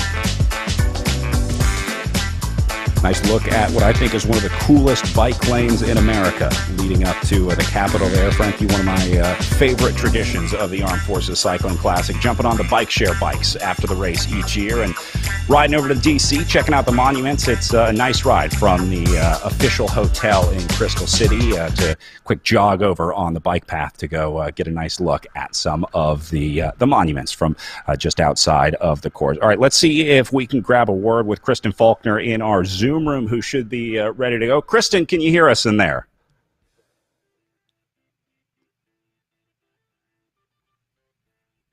I'm not sure if she has her speakers on or if we're sending the audio to the Zoom room, so we'll see if we can get Kristen dialed in here.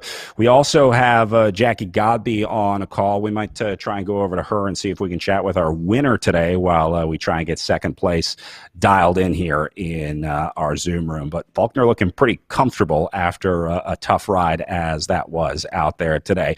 Jackie, in her now official post-race press conference area here, you've kind of worked out your post-race press conference rhythm now as you do more and more of these. Very different race for you today out there, Jackie. Significantly different than what we saw yesterday at the Bucks County Classic. What was it today? I mean, what made you think I'm going to try and do it different out there today? Every time it's a different race, you're always watching the tempo of the race, and this is actually something I've been trying to do for a while. With my background in triathlon, I really enjoy that TT effort. I guess you can say I'm a sucker for pain. And again, this is something that, I just love doing. I really do love the long straightaways. I love, just pushing myself to the absolute max where I'm not only racing the course and racing my competitors, but I'm racing myself and really just seeing what the best I can put out on the road is. So, it's a fun change of pace. It's something new. And, I say this a lot. I'm always here for the fun of competition to see what new things I can learn, what new fun I can have today. And like you said, it was new, it was different, it was fun. Yeah, kind of when Faulkner joined you, did you expect to see that happen? I mean, were you thinking riders were going to come up to you, or did you think you might be able to solo away? Were you surprised when you had company in your solo move? I was surprised. At that point, I thought I was going to make it, and then I saw Faulkner's, really crazy sprint, and I was just watching the power she was put out, and I was impressed. I was really just putting in the effort. I was beginning to mentally prepare myself for the remaining 30 laps of the race, and I saw her come up, and my first thought is, oh no, like she's dropping crazy watts, like this is the end, I'm not going to have this breakaway. And my second thought was like, great, I have company, like let's make this fun, let's do this, we've got a new challenge. And it really was fun to have her kind of keep pushing the tempo, keep me on track, and especially when we rounded the course again and met up with the chase pack, it was really fun to have her there and kind of keep my head in the game. Yeah, how is the racing different in races like Echelon Racing League races where you're kind of the pack leader, you've got the target on your back, and then you go to races like Esports World Championships where you get a little more freedom, right? A lot more riders in there with targets on their back. So is the racing different when you're leading the series like the Echelon Racing League?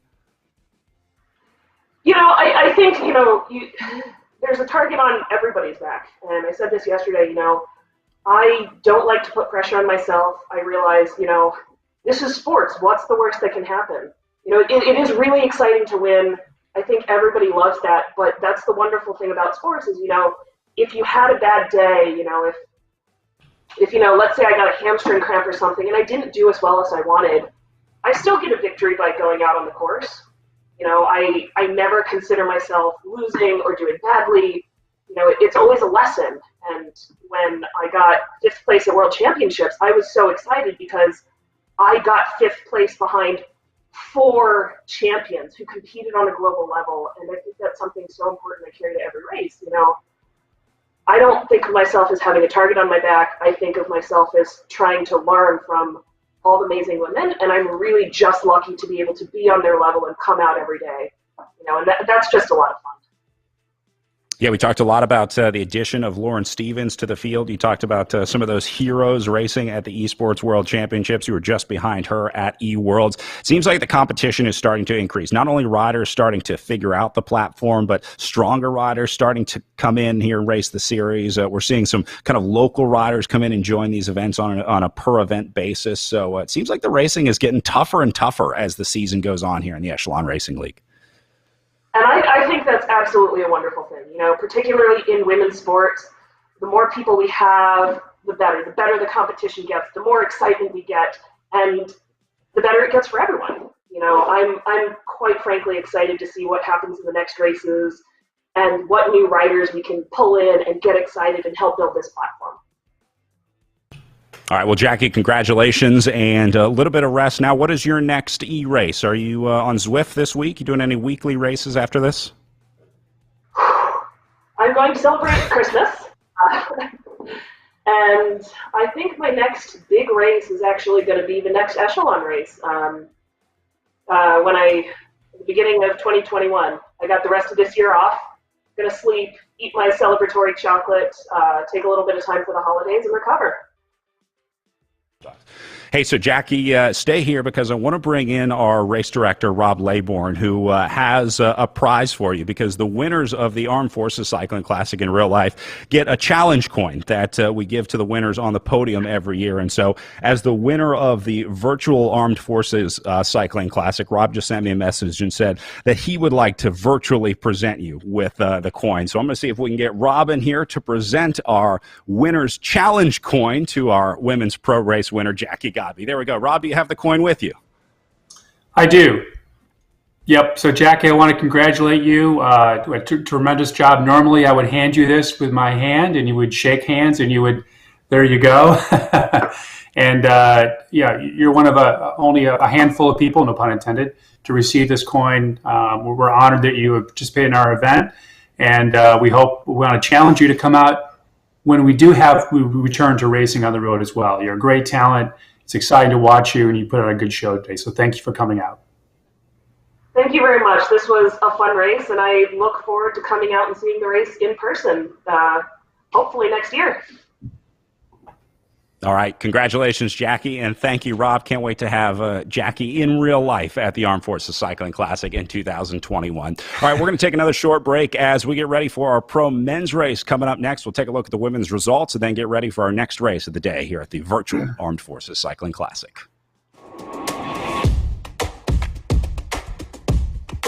Normatec recovery systems give you a high-tech compression massage for warm-up pre-workout and recovery post-workout. The technology is very safe and is used by a broad range of athletic types and really any fitness enthusiast looking to get the most out of their workout. The whole idea is that we're using air compression to help increase circulation in the body. We wanted to mimic physiology, the way the body moves fluids. We went ahead and took a lot of those principles and put it into a system that you can use on your different extremities and your hips as well. Normatec has been an industry leader in pneumatic compression, providing improved mobility and profound healing for thousands of patients. We continually work with researchers to study and develop the effectiveness of our technology. It's all about creating that community space where people have a conversation around recovery and start really challenging their beliefs in what is possible and what they've known and maybe what could be.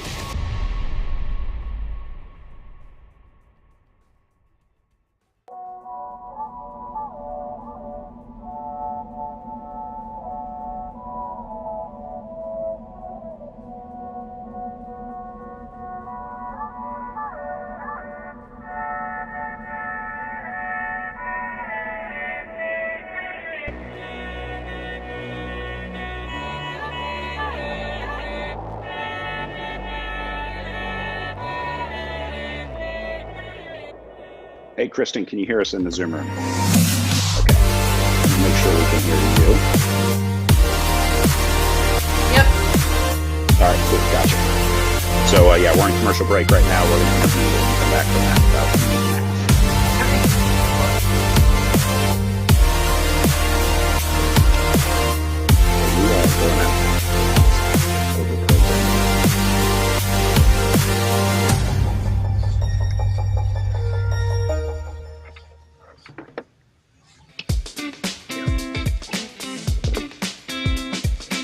Virtual Armed Forces Cycling Classic brought to you by Biomoto USA. Biomoto in you. By Nations, enhancing the reach of esports.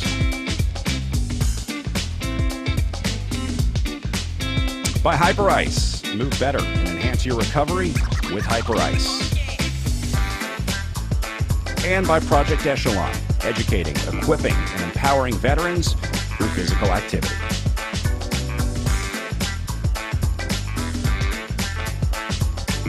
All right, let's grab a word with second place on the day as we go into our Zoom room with Kristen Faulkner. All right, Kristen, can you hear us? Yes, I can hear you. How are you? All right, good. First of all, congratulations on the ride. The only rider that gave Jackie Godby a run for her money out there today. Take me through the strategy. When you saw Godby go away, was this a Tibco team effort, or are you just thinking, I got the legs today, I can make that gap? Well, we wanted to bridge. We wanted someone to try and chase her, and I had energy, so I just went and caught her and then tried to draft off her. And then I had some Wi-Fi connectivity issues. My power went out for a little bit, so I got dropped. And then my teammates came and tried to swoop me up and help me to the finish. But we just didn't have quite enough time. But Jackie was so strong; she didn't really gain much. Or sorry, we didn't really gain much towards the end. So she put up a really, really strong race today. So. Yeah, it was good. Yeah, were you surprised with how this race went? Certainly different than most virtual races with the criterium format. All these corners, it slows you down, it's breaking you. I mean, was it significantly different than other virtual races you've done? It was, yeah. It took me a while to get used to just, the descents in the corners and then using that descent to really pop uphill. It took me a few laps to get the hang of that. I was like in the front going downhill on some of the initial corners, and then I was like, everyone's zooming by me. I need to not be in the front, kind of going from that downhill straight into the uphill. So it was much more tactical than a lot of virtual races, which is actually good practice. And so yeah, I really enjoyed it. And then as we all kind of learn this virtual world together, we've all been kind of tracking the progress over the last few months. After one race today on RGT, on the criterium, do you think you do anything different going forward? I mean, what did you learn today? What was the biggest learning for you? On RGT and virtual racing specifically, I think RGT is a much more tactical platform. I think you have to be much more conscious. It's not just about your wattage. It's about making sure that you're aware of where the corners are, where the descents and ascents are. It's just a much more tactical platform, and the course is a lot more tactical as well. And so having, being aware of the course, I think doing course recons is a lot more important than some of the much longer races on other platforms. So I think doing course recons and being very cognizant of, what the gradient is and where the corners are, I think is extra important in a race on RGT. Are we going to see more virtual racing for you? It seems like Tibco is starting to make this a part of more and more programs for riders. Is there more virtual racing on your schedule right now? Yeah, there is throughout the year. I think it's a great way for us to stay connected during the off season, make sure we get in those hard efforts, practice racing. And, I think virtual racing is a new discipline, and I think it'll only continue to grow. And so for us having a presence on there, having our sponsors have a presence, and then giving us an opportunity as a team to really race together during the off season when we're not together will help us perform better in real life. So yeah, you'll be seeing more of Tibco Silicon Valley Bank on these virtual races. Looking forward to it. Keep an eye out for those blue jerseys of Tibco SVB and Kristen Faulkner, second place on the day today. Congratulations, Kristen. Thank you very much.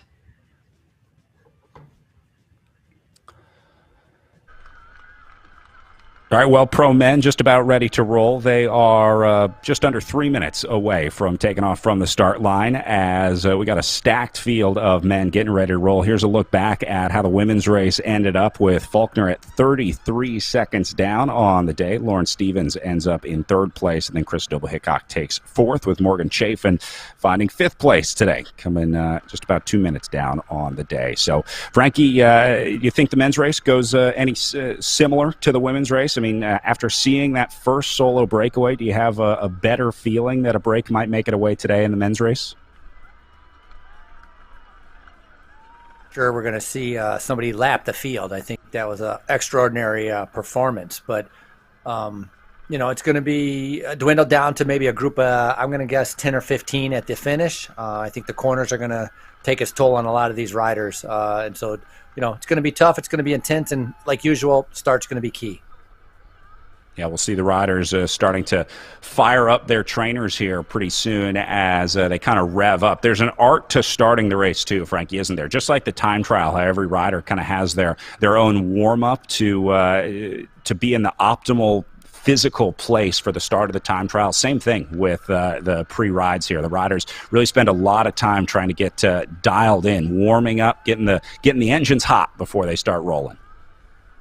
No, and it is critical. The warm-up, obviously, at least, 30 minutes these guys are going to be riding beforehand before the start. And at the start, I think it's a matter of just kind of going almost flat out for a little bit just to make sure that you're going to be in that front group. You don't want to kind of, do 80% and all of a sudden you find yourself gapped. It's better to be safe in the beginning than sorry a little bit later on. So warm-up is key, and the start is key, and then after that things will settle in, and then you got to pay attention and react to the power numbers that are being put out as everybody starts racing with their own different strategy to be able to win. I mean, virtual Armed Forces cycling classic titles on the line, so this is going to be important. It's going to be an important race. Frankie, we were talking yesterday about the different pain caves of the riders and some of the headwear choices as well. Looks like a few more riders have jumped on board with that. Mike Swart added like some sort of LED light to his background. That's in the bottom right of the 4-box there. I think that's Charlie Ravel in a Santa hat. So Santa Claus coming to town today for the Armed Forces Cycling Classic. Timmy Bauer looks like he raided an LED factory and got his house all suited up. And then Matt Usborne is just doing the Matt Usborne thing up in the top left there as they're starting to ratchet it up here, getting ready to go, Frankie, and we're underway with the Virtual Armed Forces Cycling Classic. Yeah, look at Usborne. I mean, it's a full-on sprint. He was out of the saddle just going almost as hard as he could for that start, to be able to make sure that he's going to be in a good spot. And so things are underway here. We got a massive group as the riders are underway, and we're going to see how this plays out. I don't think he was going to lap the field, but should be very exciting as we have almost 65 riders virtually on the course right now. Yeah, pretty good turnout here for the virtual edition. Now, these riders did have to register ahead of time for the Pro League of the Echelon Racing League. So each team gets to send, I think, 6 riders per squad to each race day. So very important time right now. Just like in real life racing, the splits are very often made in the first 5 kilometers, or at least the attempts at the splits are made in the first 5 kilometers. So we already saw the group about split in half back there at the back. So I think things are going to calm down a little bit because there are some big names missing from the group, but they'll get it worked out here pretty soon. Definitely a fast race to this one, though. Look how many riders are in the red zone here, Frankie. Yeah, I'm seeing 8 watts per kilogram from, I think it was Swart, and then a Crane right now, 7.2, as everybody's trying to be able to make their way up. But look at how much is strung out from our helicopter view. So, yeah, this is critical. Like I said, the start is critical, and so you got to go flat out. You don't want to get gapped off and have to put out, 500-600 watts for 30 seconds or 40 seconds just to be able to tag on to the back. And so, everybody's aware of that, and so it just makes it kind of faster and faster. So very good right now as everybody's kind of all grouped together as 48 kilometers to go. So a lot of racing to go and a long distance. Yeah, you can bet some of these guys were watching the women's race, so probably some lessons learned there after watching the way that unfolded. I guess it tells you that a breakaway is possible on this course, and maybe gives the riders some hope that they might be able to get away from the group so that they don't have to try and out-sprint anyone in the group. Same thing happens in the Clarendon Cup every year, right, Frankie, right? It's the long-distance riders that are trying to get rid of the sprinters. I mean, that's pretty much how it always is, isn't it? Like last year, a great example, Eric Young and the Elevate team didn't want to take Corey Williams to the line. Legion was there up against Elevate in the men's race. Elevate laps the field, right? They got rid of the sprinters by keeping those guys out of the breakaway. So maybe they try and do the same thing here as Charlie Ravel going on a solo attack here early on, just a couple minutes into the race, and already Ravel in the red zone going solo away. And he's going to stay there. This is definitely a sustained attack, Frankie. Yeah, 7.2 watts per kilogram. Amazing. Already lapped perhaps a couple riders that had technical difficulties because, you're lapping a rider in 2 laps. But look at that. Big watts coming from Ravel as he's attacking and trying to get everybody else to be able to chase. So, there's a lot of kilometers left to ride. So there's going to be a lot of strategy, a lot of tactics. We talked about with Faulkner learning about how to be able to handle these corners and how to be able to coast and go through it. So some of these riders are going to do the same thing. Yesterday with Doylestown was kind of a new experience with handling the way the RGT platform is. Today's going to be the same. And look at the effort coming out from some of these riders right now. Yeah, this is Ravel with the Santa hat on right here. You saw him suffering on his way up to the front and then back into the group. Nice to see that you can keep it fun, keep a lighthearted attitude here for Charlie Ravel down in the Pain Cave.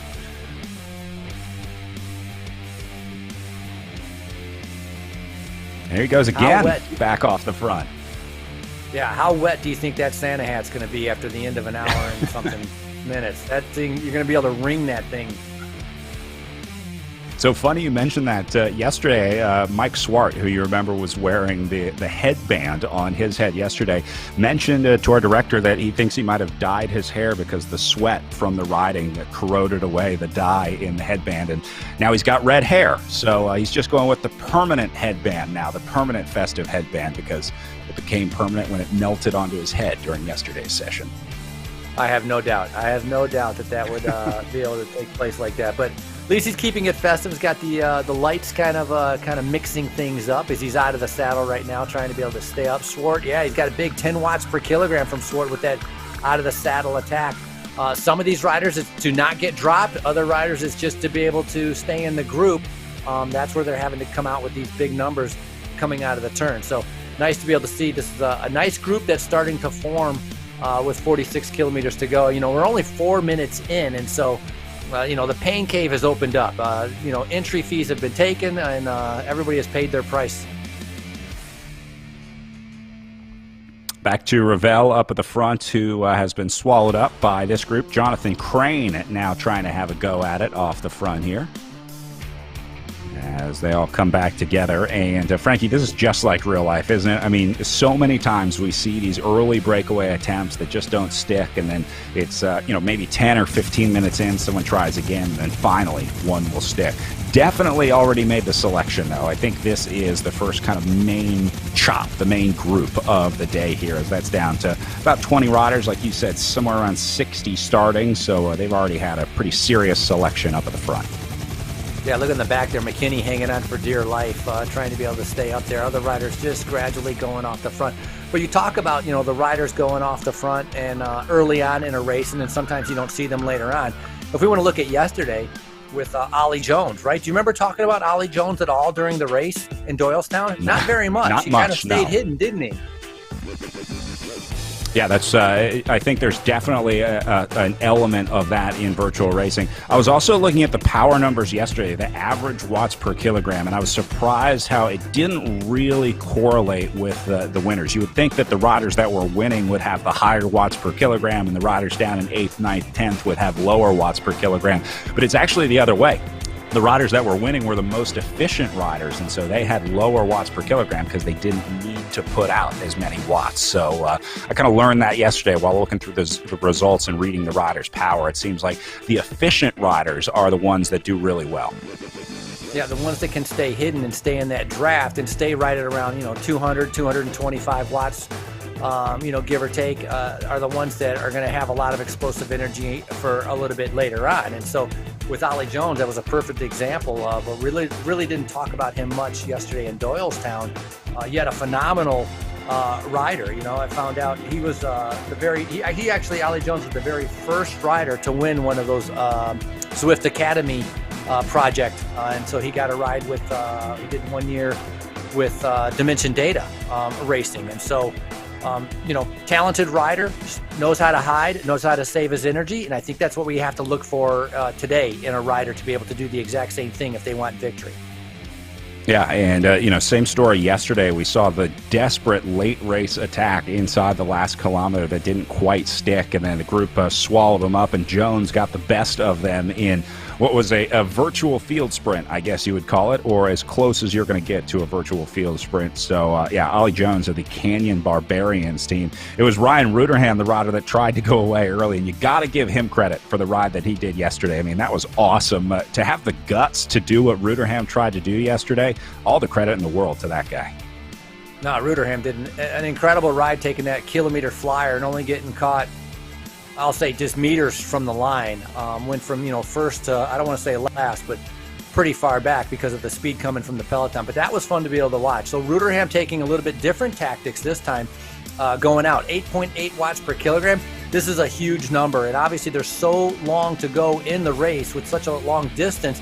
He's going to need some help. I mean, you can't go solo for this long at 8-9 watts per kilogram. But look at the Warner coming up with 15 watts per kilogram, deciding he's going to try to take his chance to be able to get across. A big, big move right now.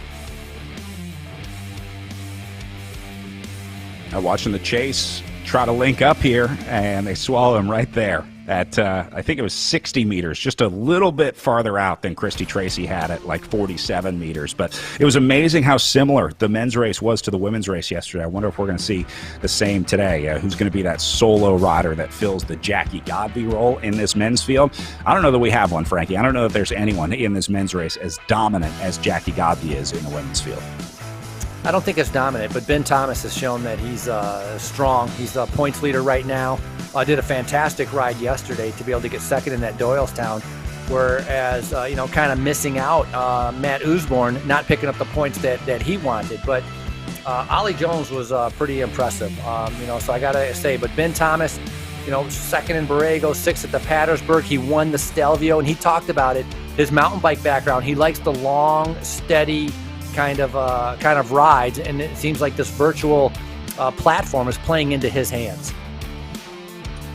Yeah, absolutely. Really starting to learn how to race here on RGT. This was another guy who really didn't have a high average watts per kilogram in yesterday's race, but still ended up on the podium. So he definitely is figuring out how to ride on the platform. Like we said, one of the more efficient riders out there for Ben Thomas of Team Tour 2000, presented by Callis. And there he is in the series leaders jersey, again wearing that special pink jersey. His team normally wears, it's kind of a blue, like a royal darkish blue color, but wearing the series leaders pink jersey here on RGT in the Echelon Racing League.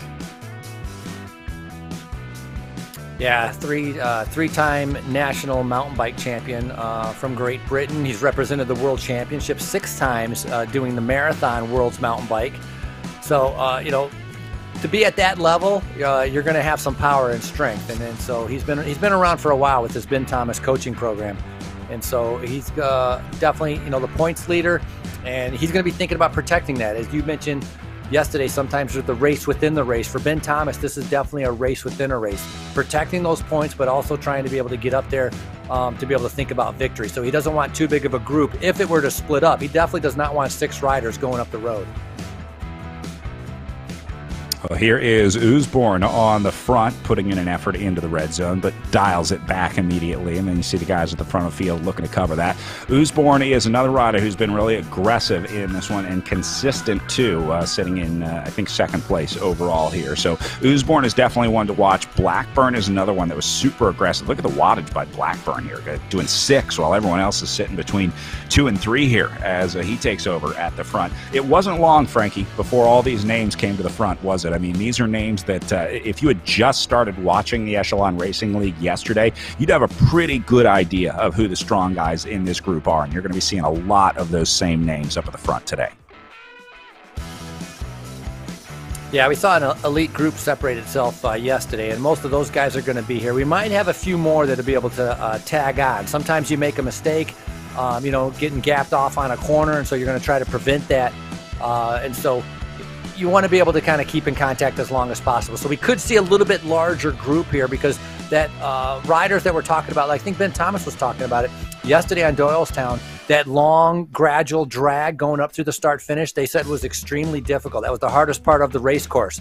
We have a more gradual type of course with any kind of elevation gain here. It's just a matter of the corner. So we could see a bigger group because it might not, technically not as hard a course, although the riders really are the ones that kind of adjust the intensity of the course. As Jones right now had a big attack at 9 watts per kilogram.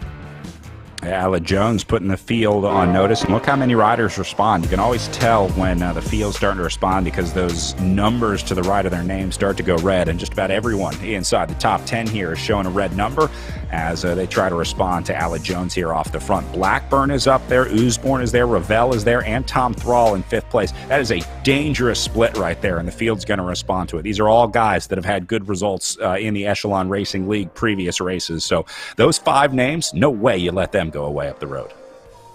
Yeah, no way, and especially Ben Thomas is not going to let that go, or Patrick Wall is going to let that go. That was some heavy hitters right there, even though for 39 kilometers out. So they gradually has been able to bring them back in. Will Harden also being able to start moving up to the front as Blackburn continues to push the pace at 4.8 watts per kilogram. If we're looking at, I'm not sure if we're looking at Blackburn or Usborne, but if you see that power number, 430, 470 watts, that's a big effort. I mean, that doesn't come easy as these riders are counterattacking each other. It almost seems, Brad, like the riders, they want to split this race up. It's like they're trying to break up and form a group.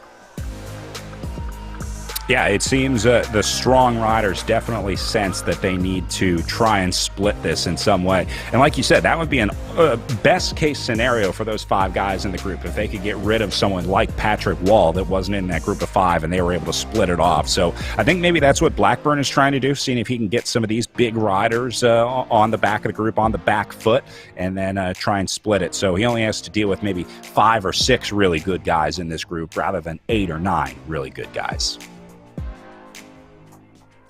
Well, it's gradually starting to look like, just like in real life, how it's starting to get a little bit more strung out, right? Almost wheel to wheel, not all bunched up. They're not spread out across the road, starting to form a little bit more into a single line in the front part of this group. And so that's going to present a little bit of a danger for some of these riders to have to pay attention to this, as Thomas now, our overall points leader, starting to gradually make his way back up, coming up through the start-finish line, getting ready to coast into turn number 1.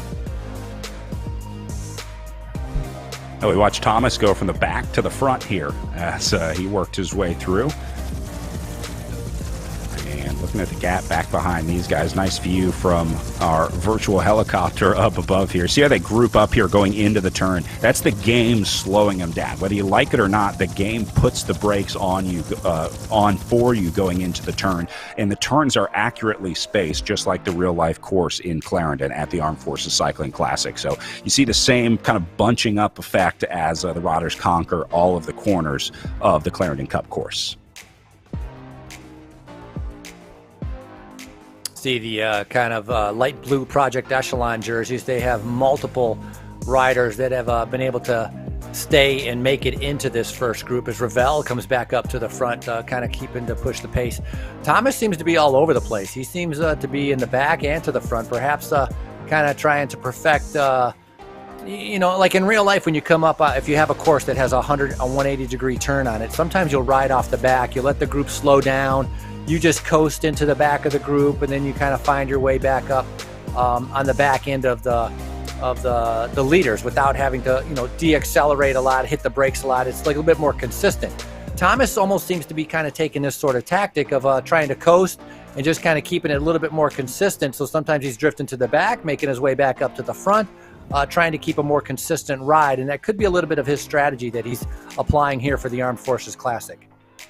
Yeah, kind of the elastic, right? But as long as you keep the elastic together, it's fine. It's when the elastic snaps that you have the issue. And Ben Thomas has been stretching the elastic throughout the day out there so far. Frankie, we caught up with Kendall Ryan earlier for the women's race. She took us through her last lap, that amazing final corner that Kendall Ryan had. I also had a chance to catch up with the men's winner, Eric Young, from the Elevate KHS team. Take a listen to this, taking me through the last lap at Armed Forces Classic.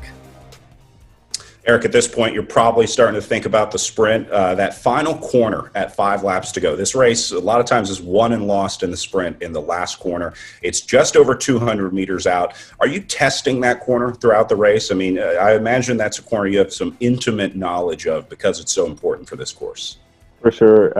That's actually a great insight that maybe most people wouldn't think about. But almost every time I go through the last corner, I'm thinking about that, actually. You take it in the hoods, you took it in the drops, you take way wide, you're almost on the lip of the curb going into the corner, and then you see the apex of the corner, you can see, sometimes there's the ramp up to the sidewalk that you can actually cut across. And so just whatever angle you want to take that at, and then where the exit of the corner is, if there's a curb that kind of comes in at you, whatever it is. But yeah, I totally agree. You definitely, throughout the race, that's at least for the guy that's thinking that he's probably going to want to go through that as fast as possible. Yeah, almost every race, the last corner, I'll be thinking about it the whole race. Sam, final lap here. You guys are in perfect position. You see all the blue jerseys up at the front. At this point, are you already thinking this couldn't be going any better, or are you pretty much in the moment here? I mean, with a half lap to go, are you confident yet? I am. Yeah, I mean, when you have that many guys in front of you with that short to go on a technical course, we have total confidence in all the guys doing the lead out. So we know we're going to be in the right spot, and it's just a matter of sprinting as hard as you can for the last 200 meters. Yeah, and then going through the last corner with 4 guys on the front, you can't ask for anything better than that. That doesn't work out better than that. So yeah, if you were to write a book about criterium sprinting, that's pretty much what it would look like. Sam, you get to celebrate in 3rd place on this one. A lot of times the lead out rider ends up at the back of the race. Were you just dropping Eric off, or are you guys trying to get another podium spot for you? Well, I mean, we're pretty much just all going to the line again because we have so many guys there at the end doing the lead out. I didn't even touch the wind. I didn't even have to really do anything because everybody in front of me did such a good job. So, yeah, super fun. And we always like the opportunity to do the double salute. Man, that was fun to watch, Frankie. Not many teams that can go up against Legion in a crit like that and still take it to the line. Elevate had a great ride at the Clarendon Cup last year. Just goes to show you the level of talent that comes to race every year at the Armed Forces Cycling Classic. They're always attracting the top teams. We saw that graphic earlier of the number of national champions that had raced at the event. It's just a really high caliber of field that comes to the Armed Forces Cycling Classic every year. Yeah, very high caliber field. I mean, obviously starting back in 1998, it's been attracting, all the top riders. And, Elevate KHS last year, I mean, you have Sam Bassetti, Alfredo Rodriguez, Eric Young. I mean, it's just sprinters on top of sprinters. And so they took advantage of that, and it paid off with that victory for, Eric Young. The year before that was Eric Marcotte, who's another good sprinter. And the year before that, in 2017, one of the most dominant performances, with the United Healthcare Blue Train with Carlos Alzate. So it's strong guys and fast guys that win at the at Clarendon Cup. And so today's going to be the same. And Ruderham is trying to be that strong guy and the fast guys. He's really trying to be able to break this group apart. Nice gap, though, 30 meters. So we're going to see if this can kind of grow as he's just joined by Patrick Wall. So that's 2 strong names that you're well aware of, Brad. Yeah, Ruderham, obviously the guy that went away solo yesterday, and then Patrick Wall of the Evoc bike team with him there in the white jersey. You're talking about some of the past winners here, Frankie. I always love a good walk down memory lane. The first winner of the Clarendon Cup, Scott Mercer, back in 1998. And then Todd Littlehales in 99, before Dave McCook in 2000, Jans Kortz in 2001. Then Mark McCormick in 2006, and Rasan Bahati in 2007. So many great winners on this list from past years at the Armed Forces Classic, aren't there? Incredible. And Hilton Clark, I think, is a 3-time winner. And so these were the fastest riders racing in the U.S. at the time. And as that list goes on, with Hilton Clark again, Ty Magner, the 3 names that I had mentioned, these are the speed demons. And that's what brought them, they came out to Clarendon Cup because it was a very prestigious race on the U.S. circuit. Clarendon and Crystal City, something you always have to be able to attend to kind of put your stamp on your career for that year. It adds up in your palmares there. And so strong, fast guys every year end up doing well there. Yeah, Frankie, a historic list of winners and a historic list of participants at the Armed Forces Cycling Classic. You recognize this guy over at the right of the picture? You're pulling things out from way back. Yeah, it's McCormick on the left with Saturn, Marty Jemison in the middle, and that's myself. This would be in 2000 at the race. Yeah, this was the start line in 2000. It looks like there's even photographic proof of you being on the front at one point, Frankie. I think it was the Chase group. The gruppetto, maybe. Hey, it looks good in the picture. That's all that matters. Yeah, maybe it was the gruppetto. I don't know. Great race, though. A ton of fun, whipping around those corners. And it's been a pleasure, Brad, working with you and covering it and announcing it, because it's just, the racing, it just keeps getting faster and faster and more intense and more intense. And so it's always a pleasure to be able to kind of be a part of. Well, I'm sure we're going to be pulling these pictures up in 20 years. We'll be pulling up the replay of the first virtual Armed Forces Cycling Classic. So we can have a laugh with guys like Alec Jones riding on the front here, doing right around 4.5K as they hit the line with 32K to go.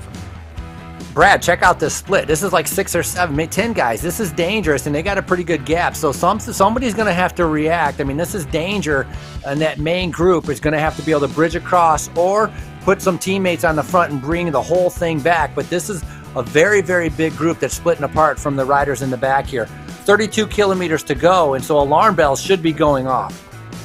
Yeah, I'm looking at the guys at the back because those are the ones that are in the most trouble, and trying to look at the list to the left to see who didn't make it. But these guys definitely know that this is a turning point in the race, because some riders trying to take advantage of it. I think Jones and Wall probably realizing that they have the most to gain here by trying to get rid of some of these really good sprinters in this group. So this is a new mix of riders at the front, Frankie. This is not the same 8 riders that we've been seeing leading the earlier Echelon Racing League series. These guys have gotten together and said, okay, we got to do something about these other big names in this field. How about Thomas Thrall, for example? Not sure if he's in this group or not, but I think they might have gotten rid of Thrall in that split. That would be a great scenario for a guy that doesn't want to go with him, because he obviously winning 3 stages in a row at the Virtual Tour of the Gila, and there he is, I think, in the group. Yeah, just tacked onto the back. But, man, if you sense that a guy like Thrall was in trouble or might be off the back, you go full gas at that point, because that's a great rider to get rid of that you don't have to go up against in the finish. Yeah, I was also looking like Ben Thomas, I don't think was there, but Thrall is, at the stages that he did at Gila, the way he was able to win criteriums, flat races, hilly races, was overall pretty impressive out of Nashville, Tennessee. Yeah, I don't know that there are many riders that can, aside from obviously Jackie Godby, who did the same 3-race sweep in the women's race at the Virtual Tour of the Gila. But, usually winning the criterium is much different than winning the road races. But Thrall swept the podium just 2 weeks ago at the Virtual Tour of the Gila. And here he is in the front group, sitting in 5th place out there today. Yeah, it looks like that little group was... It's mixed up, because I think there's maybe a lapped rider in there, that number 26. So Patrick Wall's off the front, along with Ruderham and Jones. So those are the 3 riders that are in the front. The other 2 are riders that were lapped. And then we have the chase group, which was what you talked about with Thrall. Ben Thomas is somewhere in there, so he was missing from that front group. But our 3 leaders now still trying to be able to pull out a little bit of a gap. They only got about 10 meters, so there was definitely a bit of a reaction from the main peloton, as a Jones right now is pushing the pace, 6-7 watts per kilogram. He realizes he has a little bit of a gap. He wants to try to take advantage of that. Yeah, this guy has been super impressive today at the front of the field. Really has been the driver of this group and of this race so far, as another split goes off the front here. Look at this, about 6 riders going clear, and they got a little split behind them. Nice to see Dana checking in on the Facebook chat. Dana Williams, one of the great folks of the Armed Forces Cycling Classic that we're going to miss seeing this year, but nice to see that Dana's watching the broadcast here. Dana, I wish we were able to say hello in person, but we'll be back in 2021 for sure. And Jones already lapping guys here, working through some lap traffic. They are flying up here. Look at Bruce Bird, Monty up there. That's some new names getting up to the front here.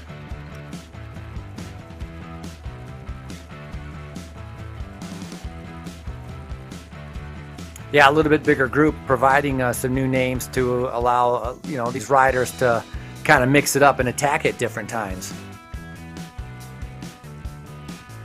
and maybe some fresh legs, or teams bring in reinforcements. They have a roster of 12 riders that each team can choose from, and then they choose 6 to race in each day's competition. So that's another part of the art of virtual racing, is trying to decide which riders you field at which events, which riders you race in the series or in the schedule. Just like real life, Frankie, you had your time as a team director where you have to choose horses for courses, as they say, who's going to be best for which race. But sometimes that's tough to pick, especially in a time like this. It's got to be pretty hard to predict these athletes' ability in a situation like this. Certainly much harder than the real life thing in previous 2020 to pick who you're going to ride on your squad.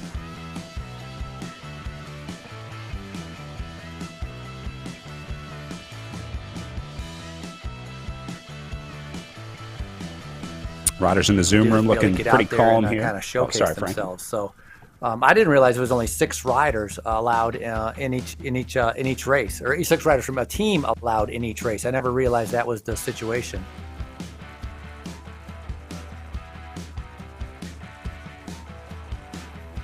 Yeah, we'll look at some of those team rosters here in just a bit. I'm watching the group up at the front to see if this group splits again. I'm trying to figure out who the aggressors have been in those splits and see if we can get a look at them in the Zoom room to try to see what it looks like when you launch an attack like this out of the group.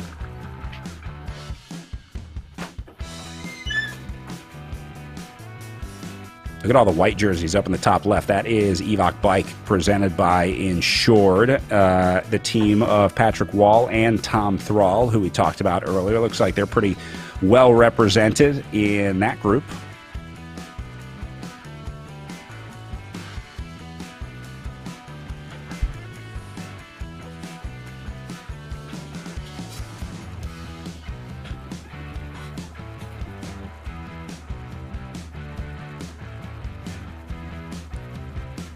This looks like Blackburn was up at the front earlier. Jones going to get up there.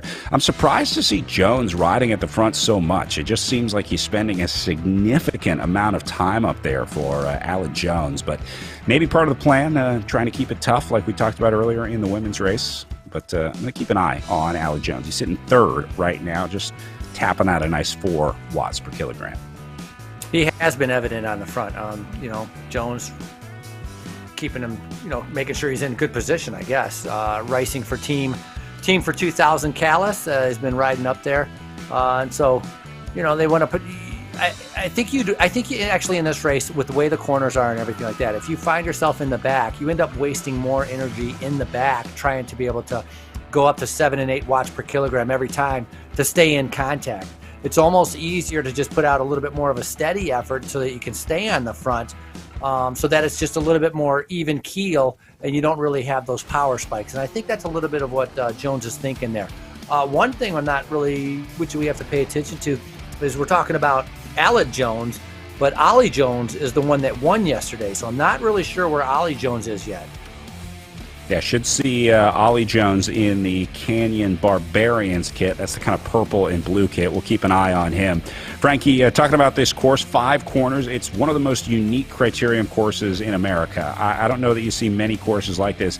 I think only the last turn is the one that's a true 90-degree turn. All the other ones are like really wide or really tight. So you have to be a really good bike handler to race the real-life Armed Forces Cycling Classic. And I think that's true, like you were talking about on RGT as well. There's an art to riding the corners on this platform, just like the art of riding the Clarendon Cup course in real life. Yeah, you're exactly right. I mean, there's definitely an art in being able to handle these corners and dealing with the RGT platform the way it kind of breaks you for the corners and making sure that you're in a good position for when you have to accelerate coming out of it. And in real life at Clarendon Cup, some of the corners are like no brakes, very, very fast, where you have to be able to lay, kind of lean that bike over and know your limit. And especially coming out of the last corner, a lot of times we see crashes, but you're going all the way to the edge of the curb, trying to hold on to, that 30-mile-an-hour advantage to be able to keep your momentum going up to the finish. So a little bit similar here with a little bit of that learning curve of being able to sit in. Obviously, with a 100K race in the Armed Forces Cycling Classic, if you can sit in and conserve for as long as possible, you're going to be fresher at the end. even with this race, 25 kilometers to go.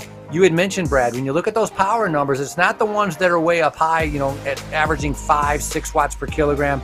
It's the ones that are sitting around about 2.5, 2.3 watts per kilogram that are having advantage a little bit later on. Guys like Tom Thrall that can just stay out of trouble, stay in the draft, stay in the group, and then shine when it counts in the last kilometer. Seem to have found the most luck, the most success so far on the RGT platform here as they tuck in. Now, you see the riders, some of them coasting in the group. That is accurate to the current wattage that they're doing. So when they take a break or stop pedaling, they drop their wattage to 0. That's when you see the avatars will stop pedaling. So just another sort of element you can watch out there to try and get an idea of what's going on and who's riding. As our helicopter flying through the trees. They're really getting pretty impressive with this helicopter technology now. They can chop right through the trees up there. Blackburn being very, very aggressive, also racing for Restart Racing out of England. We talked about racing yesterday. Ollie Jones out of New Zealand with the time change and when he had to wake up to be able to get ready for racing compared to like when he did the World Championships when he had to wake up at 3 a.m. A little bit more civilized, waking up at 9 a.m. or 8 a.m. Same with the 11 a.m. East Coast time for our friends over in Great Britain. But there's a lot of riders here from all sorts of different countries, which is kind of the beauty of the virtual platform is that not a huge time commitment. In other words, to bring a bunch of Europeans, foreigners, Australia, New Zealand, you can imagine how long the flight is to be able to come to a race and be able to stay in the U.S. and be able to do some races. This is in an instant. You just got to gather them up together, pick your best 6 and say, let's go. And it doesn't matter where you live. You can come here and compete on this virtual platform. And it's beautiful on how RGT has been able to put this together. Yeah, we talked yesterday about how when the league was coming together, they were trying to figure out when each race would start. They had to take input from pretty much every time zone in the world when they got everyone together, finally got everyone together on a Zoom call. It was interesting watching all the different riders say, okay, well, that's a 3 a.m. start time where I am. And so riders had to do some math and figure out the time zone. But I think they got a good compromise. They have a different start time each day on the stage race days. So try and make sure that everyone has at least some opportunity to race in a somewhat normal hour at some point. Don't forget team merch at wearenations.com. Each team in the Echelon Racing League has their store open now, so they've all got t-shirts and hats and hoodies and all kinds of cool stuff in there.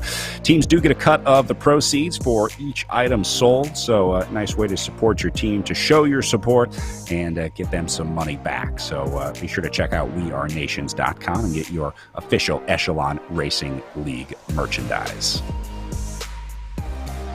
We had some cool hats yesterday on the show, Frankie. We were talking about the headbands that the riders were wearing, and then the race director from Bucks County Classic, Laura Reppert, showed up with her, what she called a house hat that she was wearing. So maybe we need to get some hats in the merch store. We need to get a Matt Usborne specific merch store going on because this guy's been incredible on the front. We just saw him attacking earlier, and he's going to stay with it here. This is definitely a big move by Usborne. He is not giving up this one easily, not quite ready to throw in the towel yet. He's looking to see if anyone's coming with him, and Usborne is trying to shake things up here, Frankie. Yeah, Usborne trying to be able to go away, and he's not messing around with any hats. I mean, if you look at when we saw the video of his pain cave, it's like 4 white walls and his trainer in the middle of it. It's almost like he's in cell block H training for RGT platform. And so he's on the attack right now as Usborne's trying to be able to go away. 5.5 watts per kilogram, definitely a reaction from many of the other riders. You got to remember, Usborne's second overall in the point series. Ben Thomas picked up big points yesterday, and so if Usborne wants to be able to make up some of that, he has to put in a good finish today.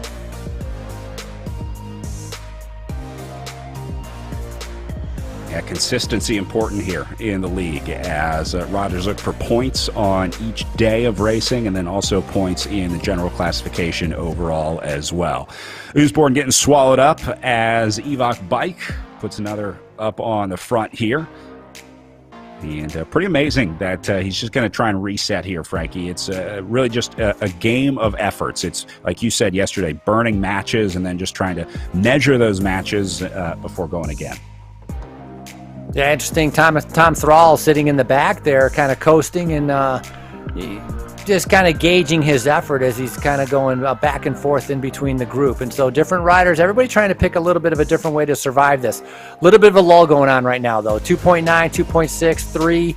If you're on the front, obviously your watts are a little bit higher because you're hitting that wind. You're not getting the advantage of a draft, but still 22 kilometers to go. And so I think the riders right now they're content that they made the group, that they're still staying in the group, and now they're just trying to follow the wheels until we get maybe a little bit further down into crunch time, where they might think that they can actually achieve a sustained effort to be able to make it to the finish. Right now, I think we're still a little bit too far out for one or two riders to be able to make it all the way to the end.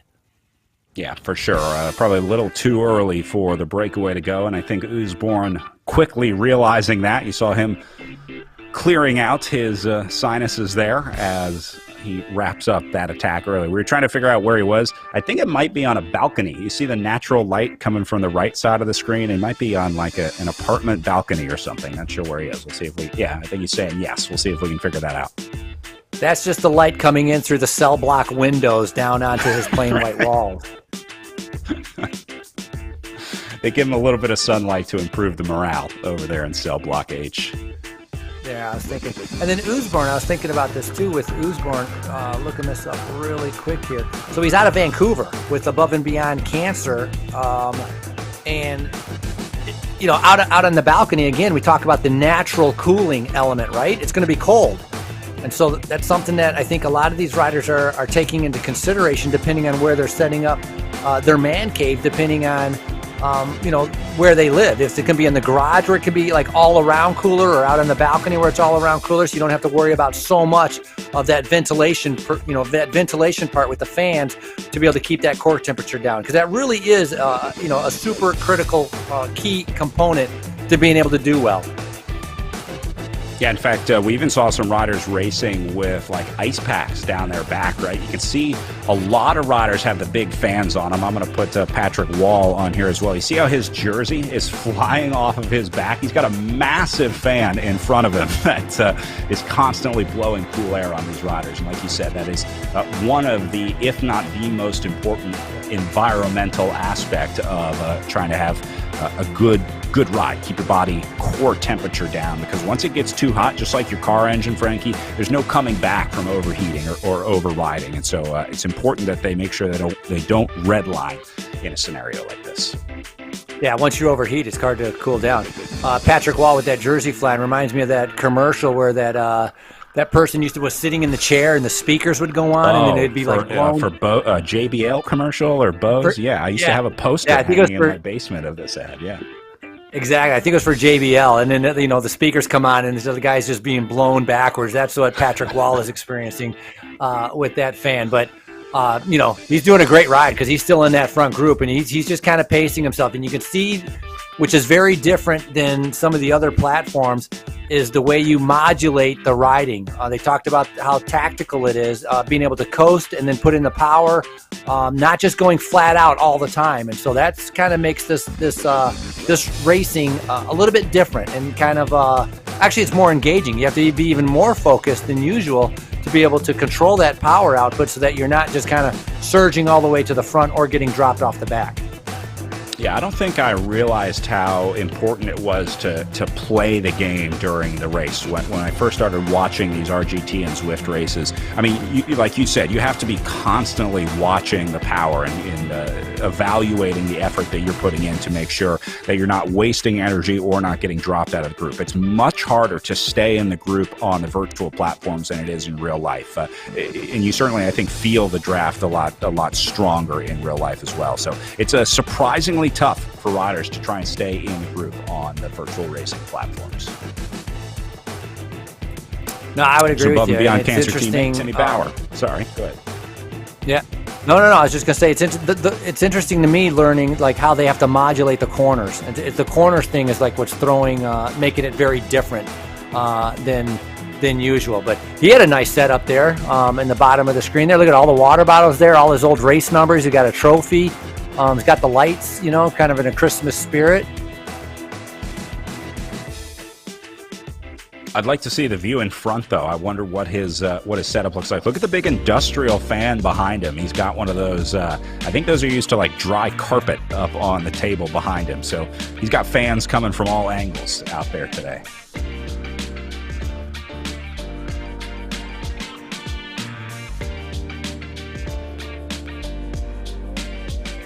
Well, Bowen right now, 5.5 watts per kilogram. Jamerzik 4, 5. Everybody's kind of just again, they're following 18 kilometers to go. They've been racing for 42 minutes.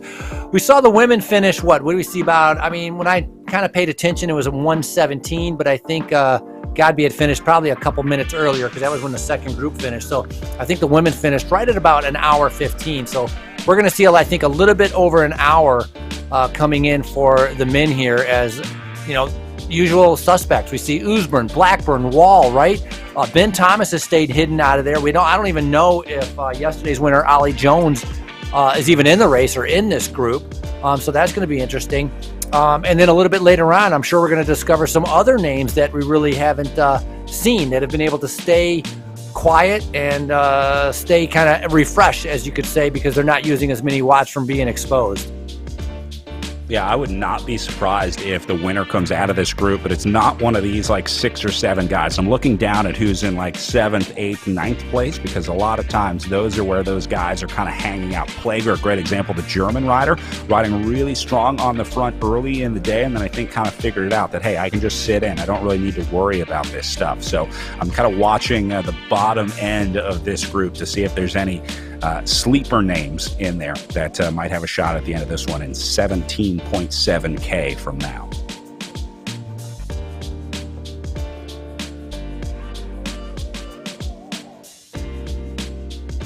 See Hutchings on the front right now. That's I don't want to say the first time he's been up there, but one of the few times that he's been up there.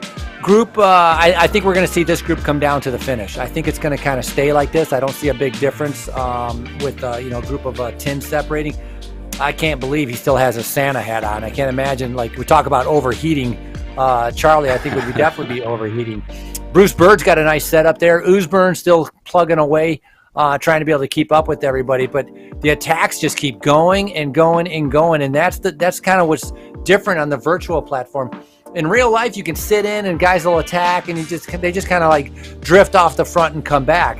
Every time there's a draft here, you have to respond. You have to put out the equivalent amount of watts to be able to keep up, or you're just going to get dropped. And so that's what makes this virtual racing so difficult during a race like this, is that you can't just sit in and let the attacks happen and let them come back on their own. You have to respond to these attacks and put out almost the matching power.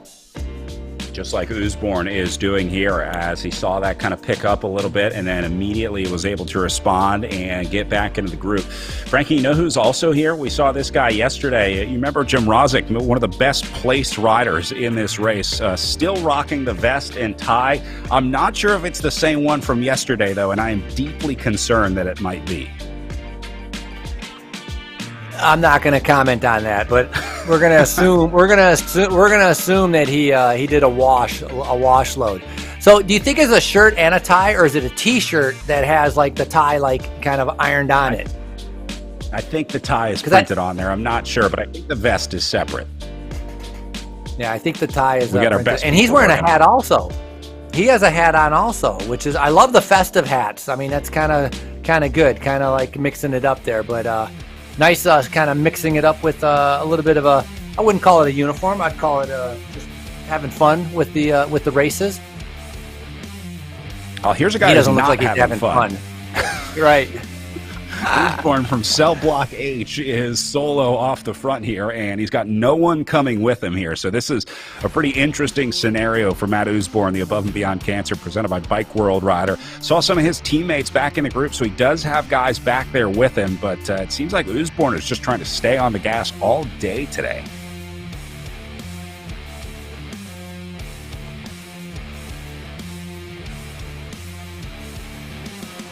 Trying to count the riders in this group. Blackburn, Ravel, Hardin, Thrall. That's funny. That's exactly what I was doing right when you said that. I was like, that spread out view, I was starting to try to count the number of riders. I'm going to guess maybe about 15. I see. Okay, so here's a great name, like we were talking about earlier, Neil Ostenfeld. Really strong rider in this field for the Evoc bike presented by Insured Team. Haven't really seen him in this group a lot, but I just saw his name pop up somewhere inside the top 15. So I think he's in here somewhere.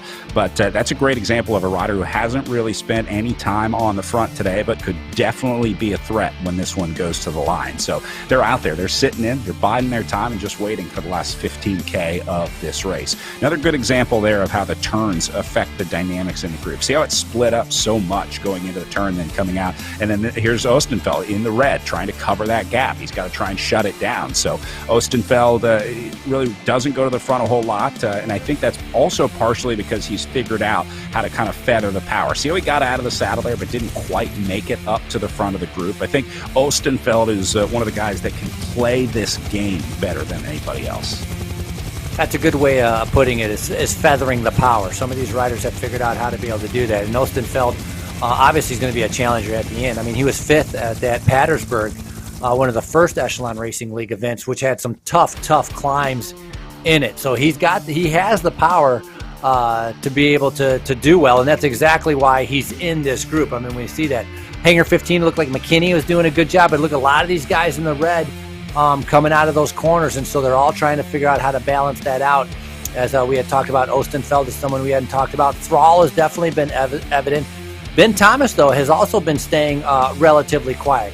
He had a good sprint yesterday to put him in 2nd, so Ben Thomas knows he's going to wait. He knows he has speed. He knows he has a good sprint. So I think he's going to wait for the end of this race and try to just rely on it being a field sprint and try to take some points that way. Yeah, definitely. Yesterday you were talking about Ben's interview where he was kind of comparing virtual racing to his background of mountain biking. I thought it was going to be explosive, right? A lot of explosive moments in mountain biking, but he said the cross-country mountain biking is much more like the road races on the platform, which, I mean, it's cross-country. I know there's the long, sustained efforts, but, the explosive climbs up the hill, going over an obstacle or rock, something like that. I thought that might translate into virtual racing. He said, no, not really the case. It's really more about that long, sustained power. This is the first-person view of Tom Thrall, so this is what it would look like if you were virtual Tom Thrall sitting in the group here. I like how the camera even leans. It's very authentic, isn't it? Leaning into the corners. Now you just need a guy yelling at you and some people cheering you on from the side of the course. Just a few more cowbells, maybe some bells for some preems, and we got the race the way it should be. RGT always says that Hutching doing a good job. Ostenfeld as possible.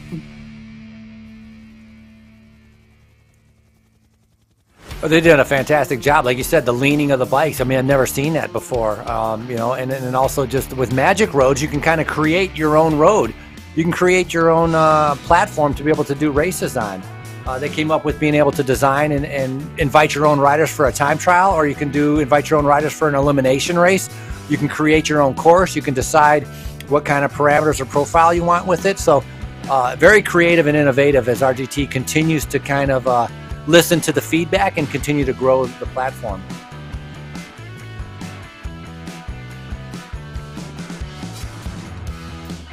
Yeah, now we just need some, guys showing up in a 1999 Civic with a $10,000 bike on top, sleeping in the back, and then racing the night before. It'll be a fully authentic experience of American bike racing. That would work. I would have a pace car. I think it'd be cool to be able to have a pace car, and you put the logarithm, like whoever's in the front, the pace car always stays, 10 meters in front, and you'd have a pace car for the criteriums. I think that would be kind of neat. The problem would be, which we would have ran into in the women's races, that when the pace car is running into the lapped riders, I'm not sure if it might be able to go around them.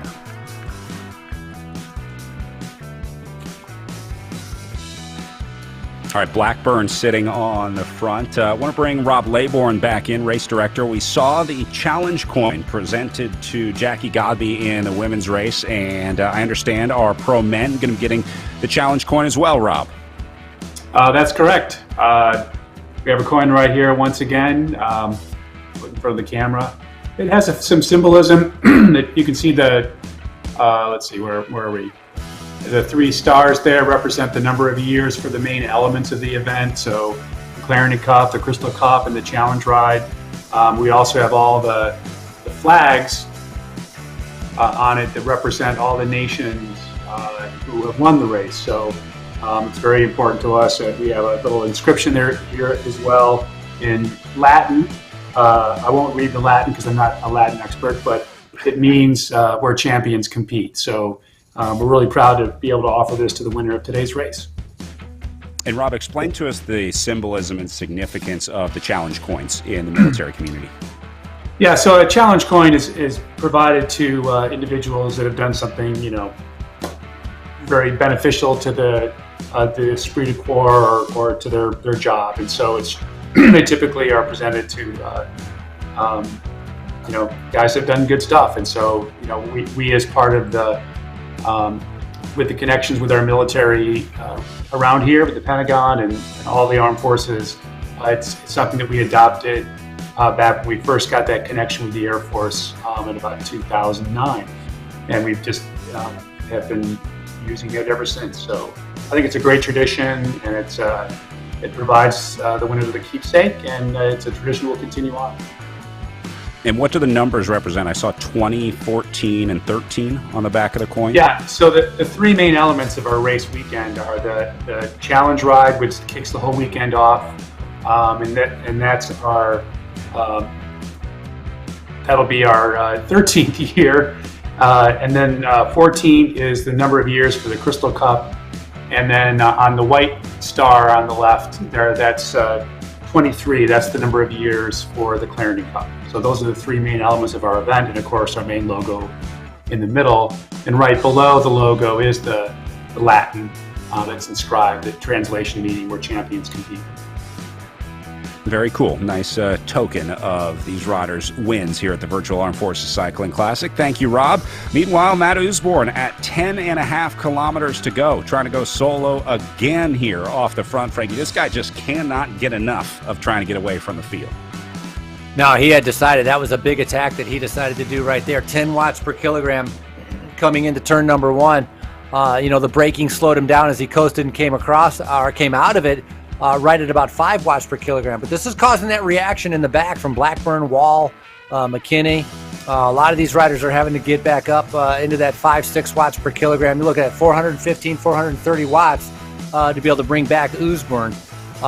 So he doesn't seem to be wearing down. He almost, he seems to continue to attack even with 10 kilometers to go and almost an hour of racing. Usborne, we saw him sprinting at the very beginning for the start, and he continues to attack. So obviously very, very strong and very fit, and wanting to be able to, I think he's motivated to make up for the mistake that happened yesterday when he wasn't as far up there in the sprint as he had hoped. And look at Plager coming forward here as well, the German rider making an appearance up on the front. Remember, we talked about him earlier as one of the riders that was kind of sitting at the back, but now it looks like he's maybe sensing that now's the time to get up there inside the last 10K. So he's starting to move up and make an appearance here. And look at the split happening off the front here, Frankie. These two guys are clear. And again, if they can just work together and stay on the gas, I make it sound so easy over the mic, but that's what you have to do in this game. It's the long, sustained efforts. And unfortunately, that's the hardest part of this game. Yeah, if they can hook up, these would be two strong riders. Pleasure's been kind of staying hidden, kind of resting up, trying to be able to save his watts for a move a little bit later on, final 10 kilometers. This is what I had talked about earlier, kind of having to wait until you could make a mark where you think you can make it to the end. And Usborne and Pleasure, I believe, they think they can make it, but man, Harden is putting out some big numbers to be able to bring it back. So everybody else not willing to kind of let these two riders have their way right now. Well, there's certainly a lot of looking around, or I guess virtual looking around, saying, you go get him, you go get him, you be in charge of the chase. Nobody wants to do that extra work to bring back these riders that are launching the attack, and so they're kind of probing, just testing, waiting for that move that's going to go and stay clear.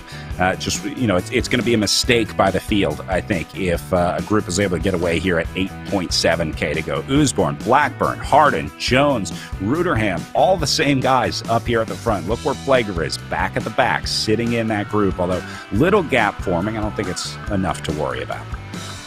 Yeah, Pleasure is going to have to recover after that big effort that he just did, trying to go away with Usborne. But that's a little bit of a danger in the back there. That split with 2 or 3 riders coming off the back, they're going to have to put in some big red numbers to make contact again. And pretty much they need to do it immediately right now, because with 8 kilometers to go, the race is only going to start heating up. It's going to start getting quicker and quicker as different riders are going to start thinking about how to strike out. Just like in real life or real racing, there's strengths and weaknesses. Some guys are going to have a good sprint. Some guys are not going to have a good sprint. And so we're going to see the attacks coming from the riders that don't have a lot of speed at the end to try to break this race apart, and the other riders sitting in trying to conserve themselves for that final mad dash to the line.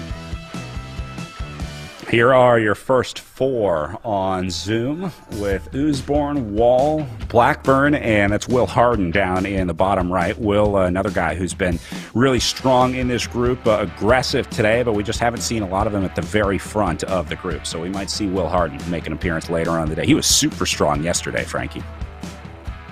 Yeah, incredibly strong. And so I think we're going to see some of these, the same names, usual suspects start coming to the front and, getting ready to, fight it out and fight for position to see who's going to be, the virtual winner of the Clarendon Cup. And so, coming up on an hour of racing, that's normally, these guys can handle that pretty well. The last 15 minutes might be a little bit different when we start getting into crunch time and they're having to put out another 500, 600 watts for, 1 minute at a time or 2 minutes at a time.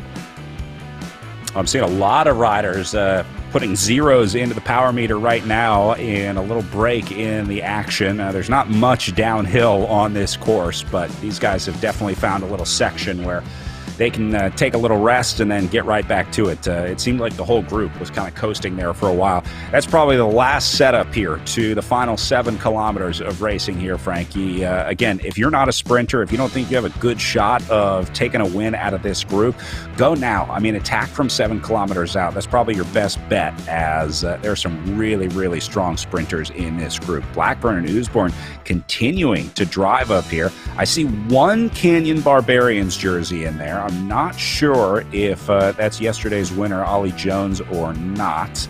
See if we can figure out where he is in the group, but he should be wearing that purple and blue kit of the Canyon squad.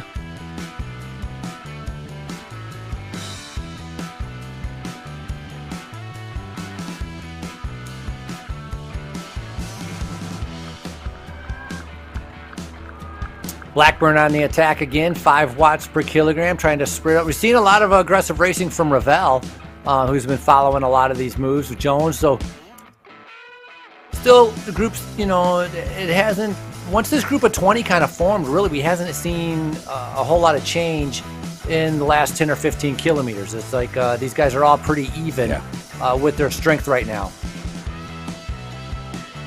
Yeah, just kind of made that initial split and then tapped away the kilometers, and now it's 6.2K to go. Things starting to heat up a little bit, but Frankie, this still is not an aggressive race in this group. I would say that these guys are, as the French say, straight chilling right now. I would agree. Right now, I'm not seeing anybody too willing to be able to risk anything right now, and I think that's what it is. They're minimizing their risk. They're just going to kind of keep riding around until a little bit later on. They don't want to take that risk of not having a chance to go for victory, burning themselves out, or not gaining some points, because that's something to think about too. Is the overall point series is you don't want to end up with absolutely nothing by taking too long of a flyer and then getting swarmed at the end. And that's something that we've seen in the women's race and in the men's race. How fast that field can come up on you and pass you in the final meters to the line. So if you're going to take a flyer, you're going to have to try to be able to time it pretty much perfectly, because the speed from the main group is just incredible with the amount of power that they can get out by taking advantage of the drafting that they get when they're following the other sprinters, kind of getting that launching pad towards the line. Coming up on 5K of racing to go as these guys get ready to set up for the final gallop to the line here at 5.3 kilometers to go. If you've enjoyed watching the racing today, I encourage you to join us for the Echelon Racing League Amateur Series again as we get ready for the Gateway Cup December 26th through 27th, the next stop on the Amateur League Series. You can register at echelonracingleague.com. Just click on races and pick one of the 4 categories. They also have a nice chart in there. If you're racing on Zwift, you can figure out your Zwift category and then figure out how that translates over to RGT. So when you get that smart trainer for Christmas, you can set it up and get ready to go racing December 26th. It's amazing the different styles of some of the riders. I mean, Patrick Wall kind of all over the bike, you know, getting out of the saddle, in the saddle. Will Harden just looking like he's just kind of cruising in the lower right-hand corner. You know, his hair doesn't even look wet, and he's just kind of like coasting and looking around. Yet we have an hour of racing with an average of probably, you know, 4.3, 4.5 watts per kilogram. Oosburn looks like he's out chopping like 10 logs and like on his last breath, but he's been like that for like half of the race. And so I can't even imagine what his pain threshold is like, but we're getting down to, you know, 4.5 kilometers to go, almost, you know, the final portion of this bike race, and everybody is still together. At least these top 20 that separated off early on are still all together. Nobody's been able to take advantage of it. Yeah, it's amazing with all the efforts that we've seen on the front. Nothing has sticked, and more importantly, none of these guys have blown up. Like Blackburn, Oosborne, these guys that have been these guys have been riding on the front for like the better part of 45 minutes. I mean, they don't even look weak. They're not even starting to sit at the back. It just goes to show you how strong some of these guys are in the group. Yeah, nobody in this group is hanging on for dear life. They're all part of the race. They're all ready to attack. They're just waiting for their opportunity. It's super impressive, the amount of power and how fit these virtual riders are. And so they've been preparing for all of this, and this is part of the Echelon Racing League, and they're ready to show their skills right now and getting down, you know, in a little bit, 3.5 kilometers to go. It's going to be a great sprint coming to the line here. There are a lot of really strong guys in this group, and I have no inkling of this going one way or another. This is going to be a really tough one to pick. One thing's for sure, Blackburn is vying for the most aggressive rider of the day here. I mean, it seems like Blackburn and the Ewok bike rider has been off the front. Oosborne for sure from Above and Beyond Cancer. Jones has been up there a lot. We saw Alec Jones early on. Same with the R, Rasmus. Let me find it.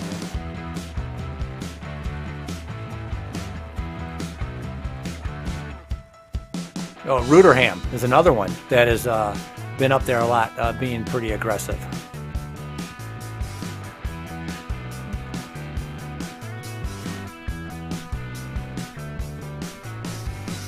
Three kilometers to go. You see those red jerseys kind of joining forces, making sure that they're at the front. And that's part of you know, teams coming together, but it's more so fighting for position for the front. These guys realize that, you know, you're not, if someone starts to attack and they go off at 10 watts per kilogram and you're 10 guys back, you're not going to be able to make up that distance and be able to match that and catch somebody when they're attacking that hard. And so this fight for position just keeps increasing the speed. 35 kilometers per hour. We're going to see that continue to climb as we're getting into the remaining kilometers of this race.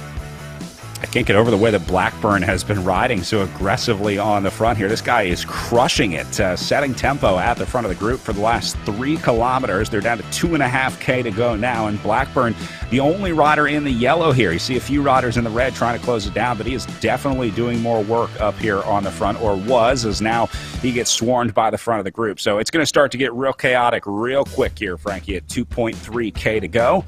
And they're quickly running out of time to try to launch that late race attack. You got maybe another 500, 600 meters for that one to go off, and then you just have to resign to the fact that this is going to be a field sprint. I would agree with you, because the speed's just going to keep increasing. When we saw, you know, in the backstretch 35 kilometers per hour, right now coming up on 40 kilometers per hour, these riders know there's, what will this be, maybe 2 laps remaining? I'm going to guess, with 2 kilometers to go. So 2 laps to go, 2 kilometers to go. The pace is just going to continue to get high. The fighting for position, which is, you know, same as in real life. Everybody wants to be in the front. There's only so much space, but the watts are going to start kicking up here pretty soon as these guys start fighting it out for victory. Bird back up at the front before getting swarmed.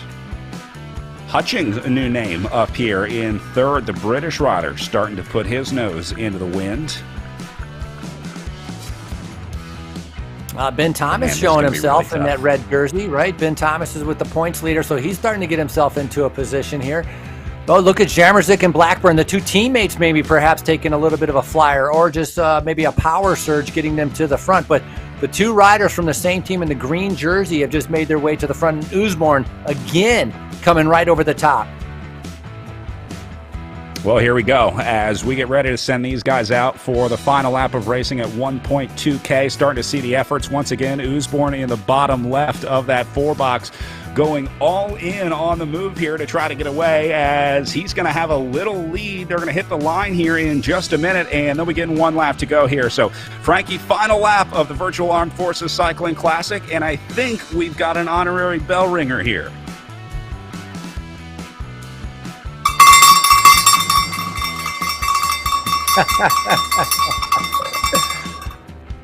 Good job, Rob. That was Laybourne with the bell that the 10-time finishers of the Challenge Ride get each year. They have an honorary cowbell that the riders that have done it 10 times get. That's what you just heard there. Back to the action. I think this might be, is it Bruce Bird up there on the front? Well, Ruderham is attacking and Usborne is following. And so, I mean, we're talking 10 watts per kilogram. He took a flyer with 1 kilometer to go. Usborne did. 3 guys reacted to it. The rest of them is split off the back. Looking for some of those sprinters to be able to take it. Looking for where Ben Thomas is. And now we see a move coming in. 300 meters to the line as Harden is in a great position to possibly take victory.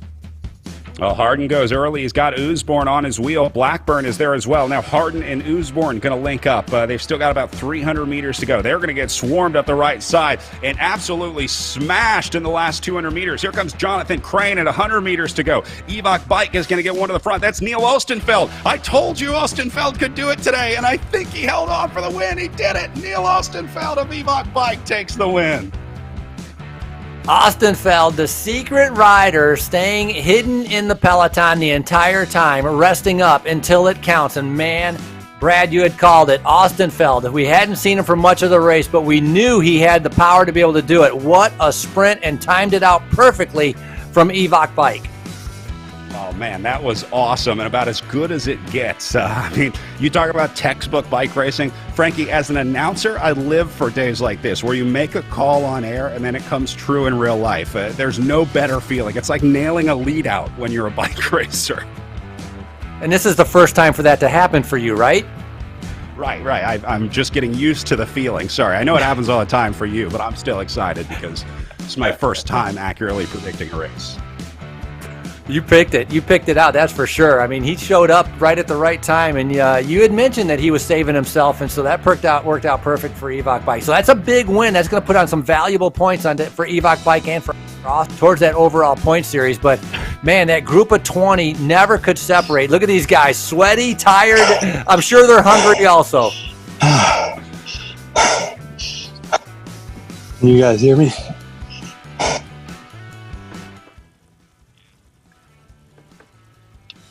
Yeah, let's go straight to it. Neil, can you hear me here? Yeah, how's it going? All right, man. Ooh, what a race. First of all, congratulations. You look terrible, which is part of racing on the virtual platform. Yeah, man. Oh, woo. Hey, I'll let you catch your breath a little bit here, and we'll try and keep this as short as we can. But what an exciting finish. I tagged you early in the race because we didn't see you a lot at the front. Was that your plan today, to try to hang out at the back as much as you could? Yeah, I was just trying to save as much as I could. It went pretty well yesterday. I went a little bit late yesterday, kind of came up short. And then coming out of that last corner today, I was in pretty good position. But I came flying through everybody, and I was like, oh, no, I went too early this time. And I was going to get swamped, but I just managed to hold everybody off. But how much were you guys talking among the team? Is there a lot of communication with your Evok Bike squad? Today the plan was pretty much just sit in. I think Patrick was like, I might see what happens. I think he got off the front in a little dig midway through. But with that course being like it is, it's just so hard to stave off the pack when everybody kind of piles into the corners. But yeah, the criterion racing certainly unique. Sorry, I'm just seeing Tom got second. Sweet. All right, grab yourself something to recover and cool down. We're going to take a quick break, and we'll come back and take a look at the results. Neil Ostenfeld, your winner today. We'll be right back from the Armed Forces Cycling Classic. Thanks, guys.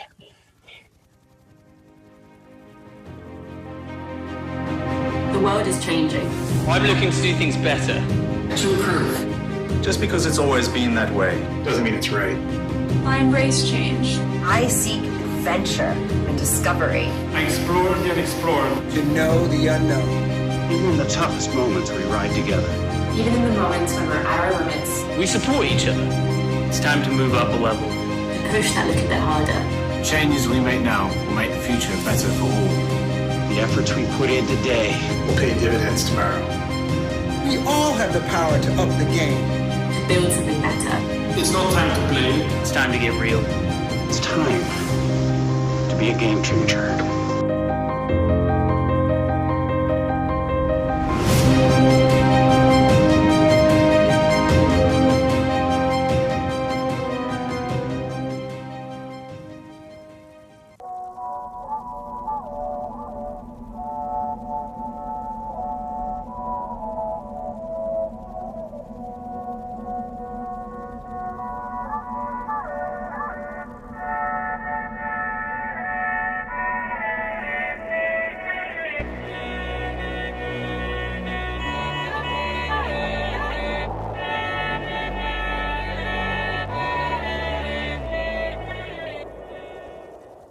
As an athlete, getting marginally better is one thing. Getting exponentially better puts you in a whole new ballgame. Biomoto uses a proprietary digital process to capture movement at 200 frames per second and 70 sensors per foot to measure ground-based forces, resulting in advanced motion analysis that's up to 10 times more accurate than orthotics. It's the data generated by this process that allows Biomoto to construct custom insoles that make athletes faster, stronger, and more stable, and results in an unprecedented 95% success rate.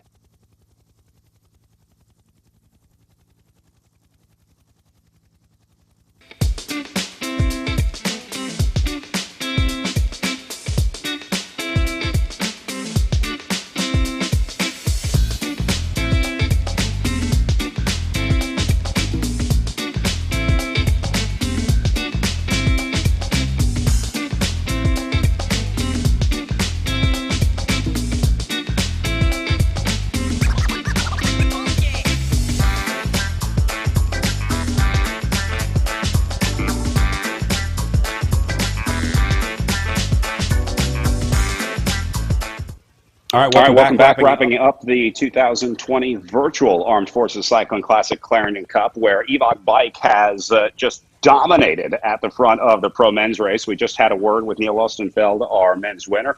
And now let's grab a word with Tom Thrall from the Evoc Bike eSports squad. Tom, an incredible ride for the Evoc Bike squad today. You guys going 1 and 2. This has got to feel good. I saw you guys going crazy in the Zoom room. Are you guys on Discord as well, or how are you communicating? Normally we are. I actually wasn't on Discord today because I had some tech issues yesterday. So I thought I would just try my best to stay focused on keeping everything working.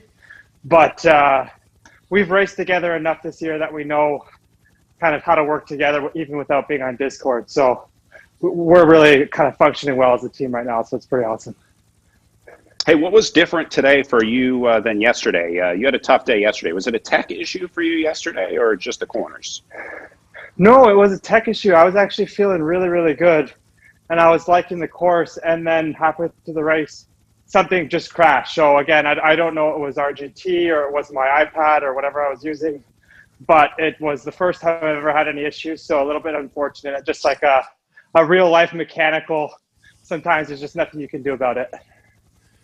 Yeah, you got a karma rebate today. Everything went right and found your way up to the podium for second place. Is RGT getting more comfortable for you? I know you talked about getting used to the platform earlier. You've had a few races under your belt now. 5 or 6 races on RGT for you. Yeah, so this was, 4.5 after yesterday. So, yeah, starting to get used to it. But today I just felt so comfortable. I'm just learning how to kind of take the corners properly, learning how to draft, and I can just relax and get my heart rate down and then actually put the efforts in when I want to instead of just keeping my heart rate up the entire time and just panicking.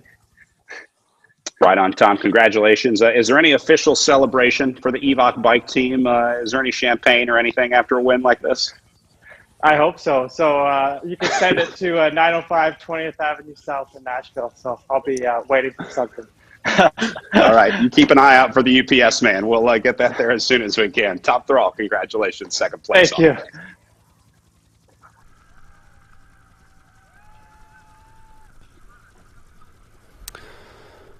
Well, Frankie, a solid day of racing out there for our pro men's field as we take a look at where things ended up with Thrall in second. Charlie Ravel holds on for third place. Ryan Ruderham, who we saw take the bold solo move yesterday, in fourth place, with Plager ending up in fifth, Ned Bowen in sixth, and Patrick Wall ends up seventh place. Look at the splits, though. Everyone inside the top 8 was inside of a tenth of a second. And then Matt Usborne coming in ninth, the first guy to go outside of 1 second down on the winner. That's a close finish.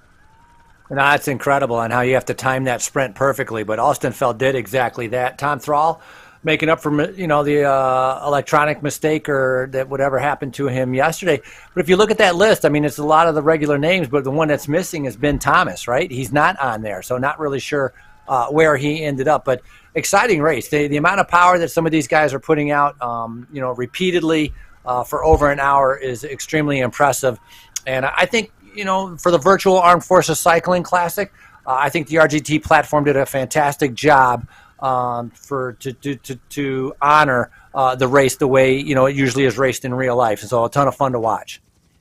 Yeah, Rob, seeing the virtual Armed Forces Cycling Classic banner, a computerized version. I think normally you would have only seen that when you sent it off to the printer, right? Send the PDF file to get the signs printed. But now you have your own virtual world out there, and we can come back and race on the Clarendon Cup course anytime we want. Yeah, it's been great. You guys did a really phenomenal job. I want to thank the Echelon Project Racing League, in particular Eric Hill and Frank Kunda, for putting this all together. It's really been an honor for us to be part of it, and I hope we can help continue to grow the platform. It's a great way, I think, to showcase the athletes and give them an opportunity to race in the off season, and it helps our event. I mean, I'm really looking forward to seeing a lot of these athletes come out behind the trainer and get out on the road. That's what it's all about, supporting our athletes and supporting our events. Frankie, I know you're excited for the next stop on the Echelon Racing League calendar as we head to the Gateway Cup, the virtual Gateway Cup in virtual St. Louis, another classic on the American calendar.